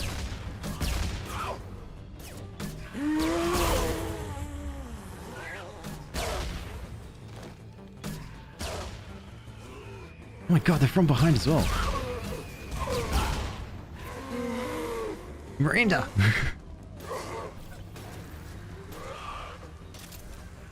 Come here. Okay. Alright, okay. Enemies. Oh, yeah, there's I'll a... crush them. Okay. Hey, that's a bloody great idea, Miranda. Oh, Jack's down. Jack is back. Okay. Alright, I need a save on this gun. I need it for life. Okay, so these husks are coming non-stop. I need to stop whatever they're protecting. Oh crap. Take that. That did nothing.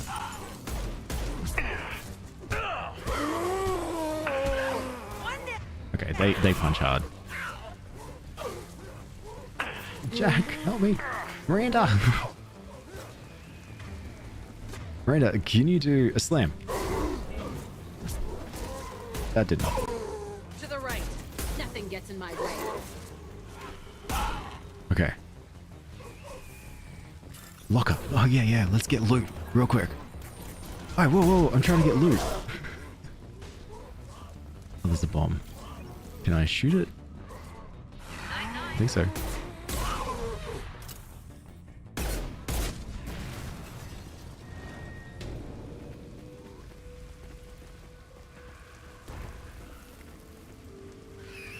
No, the loot.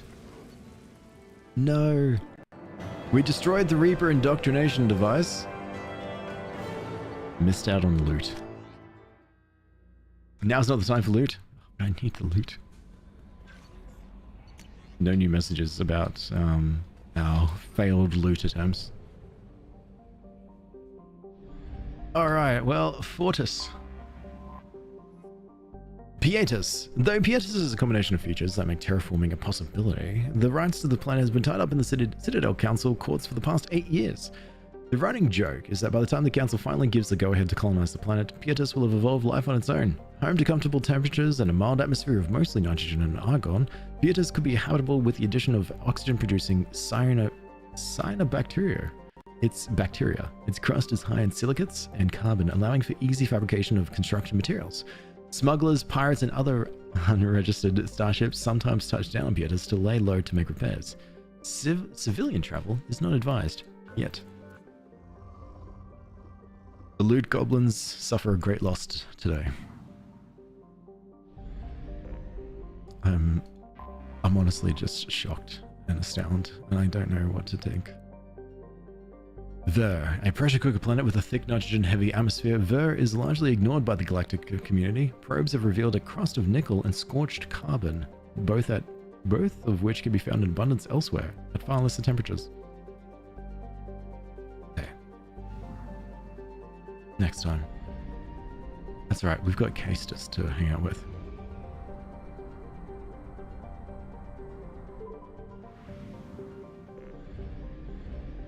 You. Temerarius. Visible in Invictus's night sky is Temerarius. I can go Temerarius. A planet named for the Turian spirit, said to have inspired a crew of the first manned moon launch. A boiling hot rock planet, Temimaris is much hotter than its temperate neighbor due to a thick atmosphere rich in carbon dioxide and helium. Its hot surface is largely composed of boron. It is surrounded by a thick dust cloud. Temimaris, I lost it, is often struck by small meteors, making exploration dangerous. And then the temperate neighbor, Invictus, home to the dextroamino-acid-based life. Invictus temperate zones were settled by a Turian population that initially fell prey to the bewildering number of diseases. 2 decades after its first colony was founded, its population had reduced by half due to the fatalities and a large colonist exodus. But when the Primarchs considered ceding the planet to robo-mining interests, the Turian statesman Shastina Empress ambitiously declared that she would start her own colony and double its population within 5 years. This effort succeeded, largely due to the colony's location in deserts with a minimal number of pest species. The image of Shastina's triumph is a frontier made for good political theater, and the Turian population poured in. The planet's tropical belt still remains largely unexplored, as its aggressive organic life still wreaks havoc on Turian biology. A house in an Invictus jungle is a modern Turian phrase for an idea that seems like a good idea, but only to the one who came up with it. Invictus's atmosphere is primarily nitrogen and oxygen, and its surface crust varies and has high concentrations of alumina and silver. Because it can support life easily, criminals from throughout the Terminus systems hide out in Invictus. Its official population is estimated to be half the number of sapiens that are actually on the planet. So the population is roughly 320 million, but estimated to be 640 with all the people hiding out. Hey, Elysian. Hey, Jada. What's this game? This game is called Mass Effect 2. Have you heard of the Mass Effect series at all? It is very cool. At the moment what I'm doing is I'm just mostly, holy crap, rich. I'm mostly just exploring and seeing what's around on all the planets and reading up on all their lore. I guess the equivalent of this whole stream has been if you play Skyrim, or if you've played Skyrim, there's like all those books that you sometimes stumble across and all the lore. It's sitting down and just reading that for the entire stream. That's what we've been doing. We've been flying around to all the different planets and just having a read as to what's there. Not really playing the game too much, but this is about it. We've got the Eagle Nebula, the Serpent Nebula, and the Krogan DMZ, but... Oh, recapture freighter. That's about it. Oh my god, we're nearly about done. Yeah, I've lost methane. Where is methane? Methane is sitting in the boat. This is Grigas. Cold and distant, Grigas is currently 65% rock by mass and 35% frozen methane nitrogen ices. In the planet's summer years, these percentages change as the sun heats its ice and evaporates into a thin atmosphere. Its calcium-heavy crust has been scouted by countless coreless surveying teams, most of whom come back empty-handed. Where is he? Methane. I need methane. Corellos. A garbage scour with the climate was how one Citadel Council member described Corellos at the turn of the century. Ever since then, the Corellos Tourist Bureau have been attempting to rebrand their planet. It hasn't worked. Though they have tried calling it the recycling center of the galaxy, corruption scandals and a staggering murder rate ensure that Corellos' image is permanently stained. Corellos' biggest business is the recycling of decommissioned or junked spacecraft into their component parts. While the invention of Omnigel has made their process significantly cleaner, it is still a dirty business that chokes Corellos' sky with smog and fills its ports with megatons of scrap. A shady hospitality industry and a scavenger underclass round out the spectacle of urban decay. Travel advisory: Corellos ranks second in the murder per capita in the Terminus systems and first in the off-worlder murder. Civilian traffic is encouraged to employ security professionals when visiting. There are 3.8 billion people on the planet. The capital is disputed. Did you know methane is deadly? That's true. Ocellary, Corvus Solarian Fire Maiden, is a boiling hot dwarf planet close to the G-class star Ymir. Too hot for lucrative exploitation, its only satellites are defunct solar arrays destroyed by pirates years ago. Nice. And then I think finally this one. Kudus, a hydrogen helium gas giant. Kudus is used by countless spaceships to discharge their drive cores after coming into the system. Commercial vessels restock on their supplies of helium-3 from one of its many orbital platforms. Travel advisory: piracy at helium-3 refueling stations is common in the Ymir system. Visitors are encouraged to use the escorts provided by the Corellos security fleet to and from the system's mass relay. To prevent escort fraud, always ask for identifications from the escort ships and compare them to those found on the Corellos security fleet's extranet websites. I'm glad that they've got that.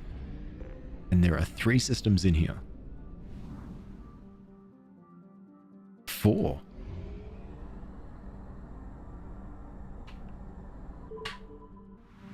Ah, good old pirates. You can never have you always have pirates, no matter where you got. That one period of human history, that decade of human history where piracy was at its like peak with your whole the black flag, white skull, was only 10 years. The impact of that 10-year period throughout history. Yeah, granted, there are pirates to this day and the act of piracy. But you know what? All because of that one little, one decade of people taking up a ship and just going, you know what? I'm a pirate now. Look at it. Look at that. Just one handful of guys in their 20s. And what are you doing? You can do anything. If you can start your own new, I guess, subculture from just getting mad at the world.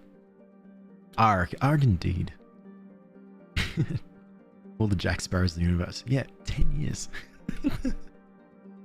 They say my father was a pirate and I was born into piracy. No, your father might have been a pirate, but you're not, because it's a 10-year period. Antigua, chartered by a Solarian mining expedition that went off course due to a computer error. Antigua is a hydrogen and helium gas giant with 11 known moons and dusty rings. So inspiring. You want to be a pirate now? You know what? Go for it. You can follow your dreams. Don't let me stop you. Yep, that's all they were doing. All they wanted to do was just look for them. I need to feel it. I think I need to feel it before I do the other two systems. Rill!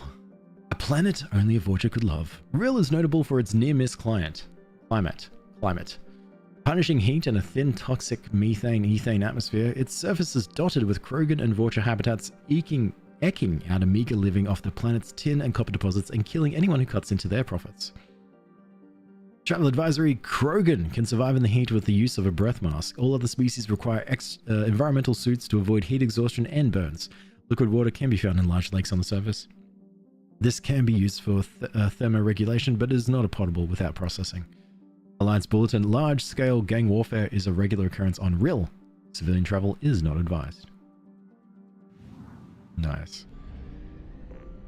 Only a Vorcha could love. Uzin, named for one of the many Krogan gods of vengeance. Uzin is a gas giant close enough to its orange sun that none of its moons are considered habitable.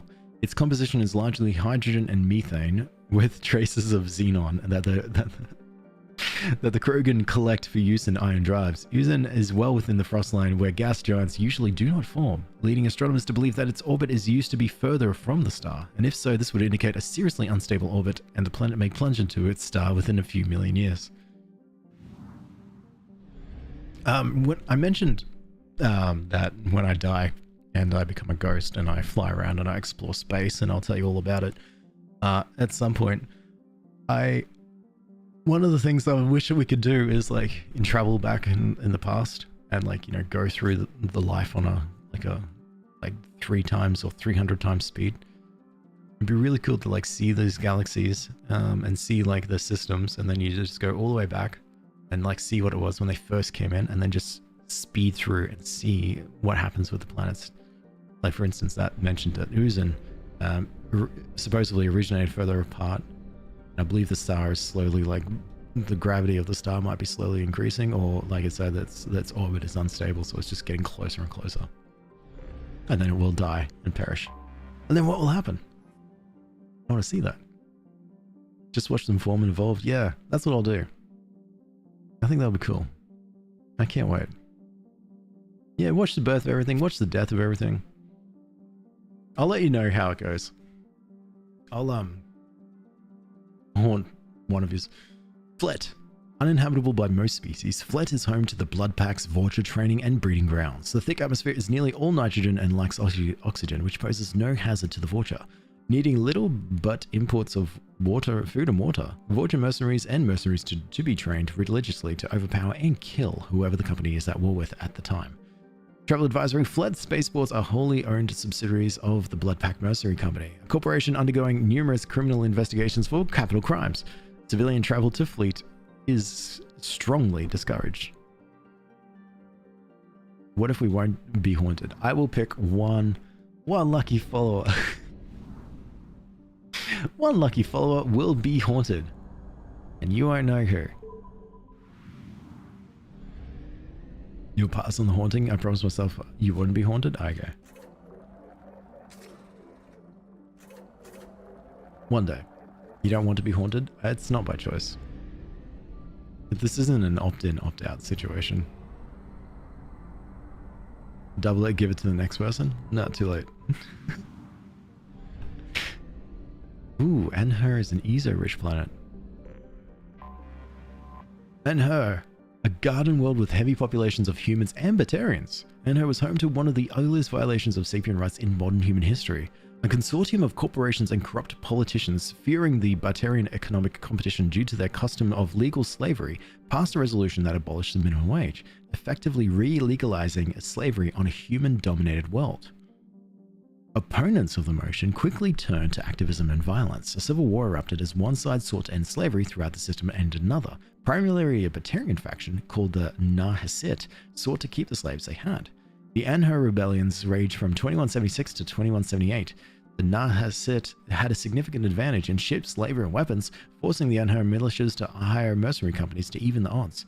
But in the end, the abolitionists won out, and though at the cost of much of their own infrastructure, though Anhor today still has significant natural wealth, is economically depressed, save for the reconstruction industry. Fair enough. A day is 18 hours, and an orbital length is 2.2 years. So even though the days are quicker, the years are longer. You could do a real-life haunting. It doesn't seem that bad. We'll see. We'll see what happens when I get my hands on haunting. There's iridium, palladium. There's the Eli. Launching probe. You couldn't do... Oh, there's another one. You couldn't do a haunted house, much less a real-life haunting. Haunted houses are rough. Yeah. I haven't done one yet. I started to do one, but we do get scared quite early. You cast unhaunted? That's not how it works.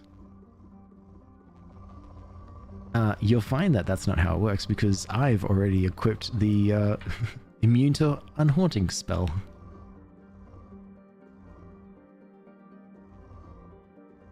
I'll be busy haunting people. I don't think my ghost will have time for both. I'm for real making a digital spectre so that when you pass on, that digital spectre will go through and haunt people for you. Like I started to do one, but what happened? My partner at the time, who's still my current partner too, but she was also my partner at the time, was not having a good time with it and wanted out. He once kicked a guy for grabbing me. I think that's the thing. I think it's just like the grabbing and stuff. That's where it gets like you want to you got to try not to. Like I think the entire time you're like someone grabs you unexpectedly. You want to try and like turn around and be like, hey, get out of here. But in a haunted house, you got to try and be careful so that you don't do that, because you don't want to hurt the people. They're just doing their jobs. Probe launched. You want to haunt someone when I go? All right, Vinci. It can't be me because I'll be well gone before you. Launching probe. They're not supposed to grab you. He came out of the grave and grabbed your leg. Wow, really? Jeez. That's rough. I didn't even know they meant to grab you. You getting your phasmophobia equipment? Alright. We'll see how long that lasts. I just wanted to get a bunch of ESO while I was there. Element 0. It's a rare material. This is Sobek, a hydrogen-nitrogen gas giant. Believed to be an extrasolar capture, Sobek's low-G moons were the sites of many Batarian labor camps during the Anhor rebellions, generating raw materials for the war. When the slaves were finally liberated by the eclipse, the mercenaries found abysmal conditions, including whole camps that lacked mass effect fields to keep the gravity at habitable levels. The widespread bone loss among the slaves were part of their master's final degradation. It would cripple them if they ever left for a standard gravity world. Applied to the slaves soon garnered galactic media attention, and several charities sprung up to pay for their physical therapy and find them gainful employment. Eclipse, normally revealed for their cutthroat tactics and criminal employees, found themselves painted as heroes. The mercenary company still retains an office on Sobek's moon, Aquark, out of nostalgia as much as business strategy. And yeah, we did kill a bunch of Eclipse people before. Oh well. Anomaly detected. They're still mercenaries. Cold and dry, Neath has a thin nitrogen atmosphere and a vast salt flats at its equator, which is warm enough for liquid water to pool during the summer period. The revealed salt is collected and sold to sodium poor plants for agricultural purposes. During the Anhar rebellions, Neath was a staging ground for the Eclipse ships and was the site of their first defeat, when the enemy Nahaset surprised them and routed them with superior force. Some wreckage from the battle can be still found on the planet today. There's an anomaly here too. Neath is a cool name. General. I agree. General distress. General distress. You're gonna haunt Scythic so that you can have tea together? Alright, done. Something on our sensors. Surface scans indicate wreckage of a merchant freighter. Configuration unknown. Damage to the ship catastrophic. General distress. Let's get Jacob and Morda now. I'm good. Oh my god, Jacob's not good. I haven't used Jacob for a while. Your barrier is nearly impenetrable, shrugging off even heavy weapons. The barrier lasts a few seconds longer. No, let's make it stronger. And Moradin? We don't have neural shock yet. Smart idea. Can I haunt Scythic so we can share matcha? No. Modern second breakthroughs further the strength of his shields. The study of ballistics and physics and shock trauma increases weapon damage. Go shields.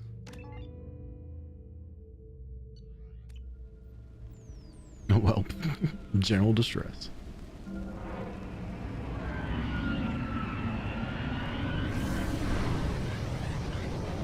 Oh, that's cool. Scythic says sorry, Jay. A sandstorm is approaching from the northwest. Proceed with caution. Okay. What's up here though? Not even there yet and things are burning? Yeah, see, it's not our fault. It's just mostly our fault.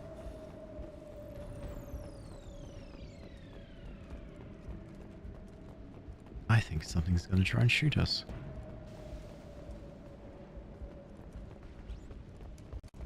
No, it's because of Alex Scythix, that's not your fault.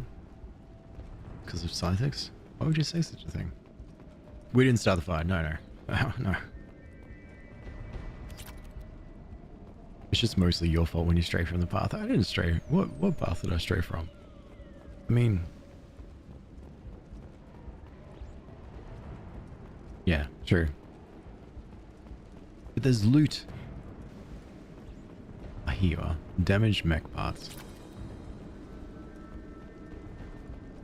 I would never blame Alex, I always blame Scythix. That's crazy, Jay. Why would you say such things?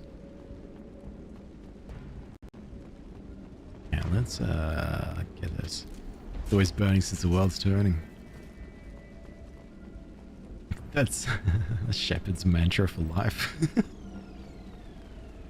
Nah, I didn't start this fire. What means things is Jay saying to you? I don't know. No, Scythix, it's too mean for me to repeat. Shipping manifest 14 crates of reflective mech armor. 180 Loki mechs. Oh no. And 1 Ymir mech. Oh. I now have a slight idea as to what we're about to face. You cast Banish on me? Well, CJ, I'm wearing my Banish protective cloak. So your Banish means nothing to me right now. Trenton, we've got a problem in the cargo bay. Marcus says the mechs in the containers are activating and self-destructing. Go check it out. Okay. Let's deactivate this. Multiple hostiles powering up at your location. Recommend immediate extraction. Okay. Alright. I think this isn't a holdout. I think this is literally a we need to run. We see no cloak. It's a cloak of invisibility. Yeah. Yeah, you're not meant to see the cloak.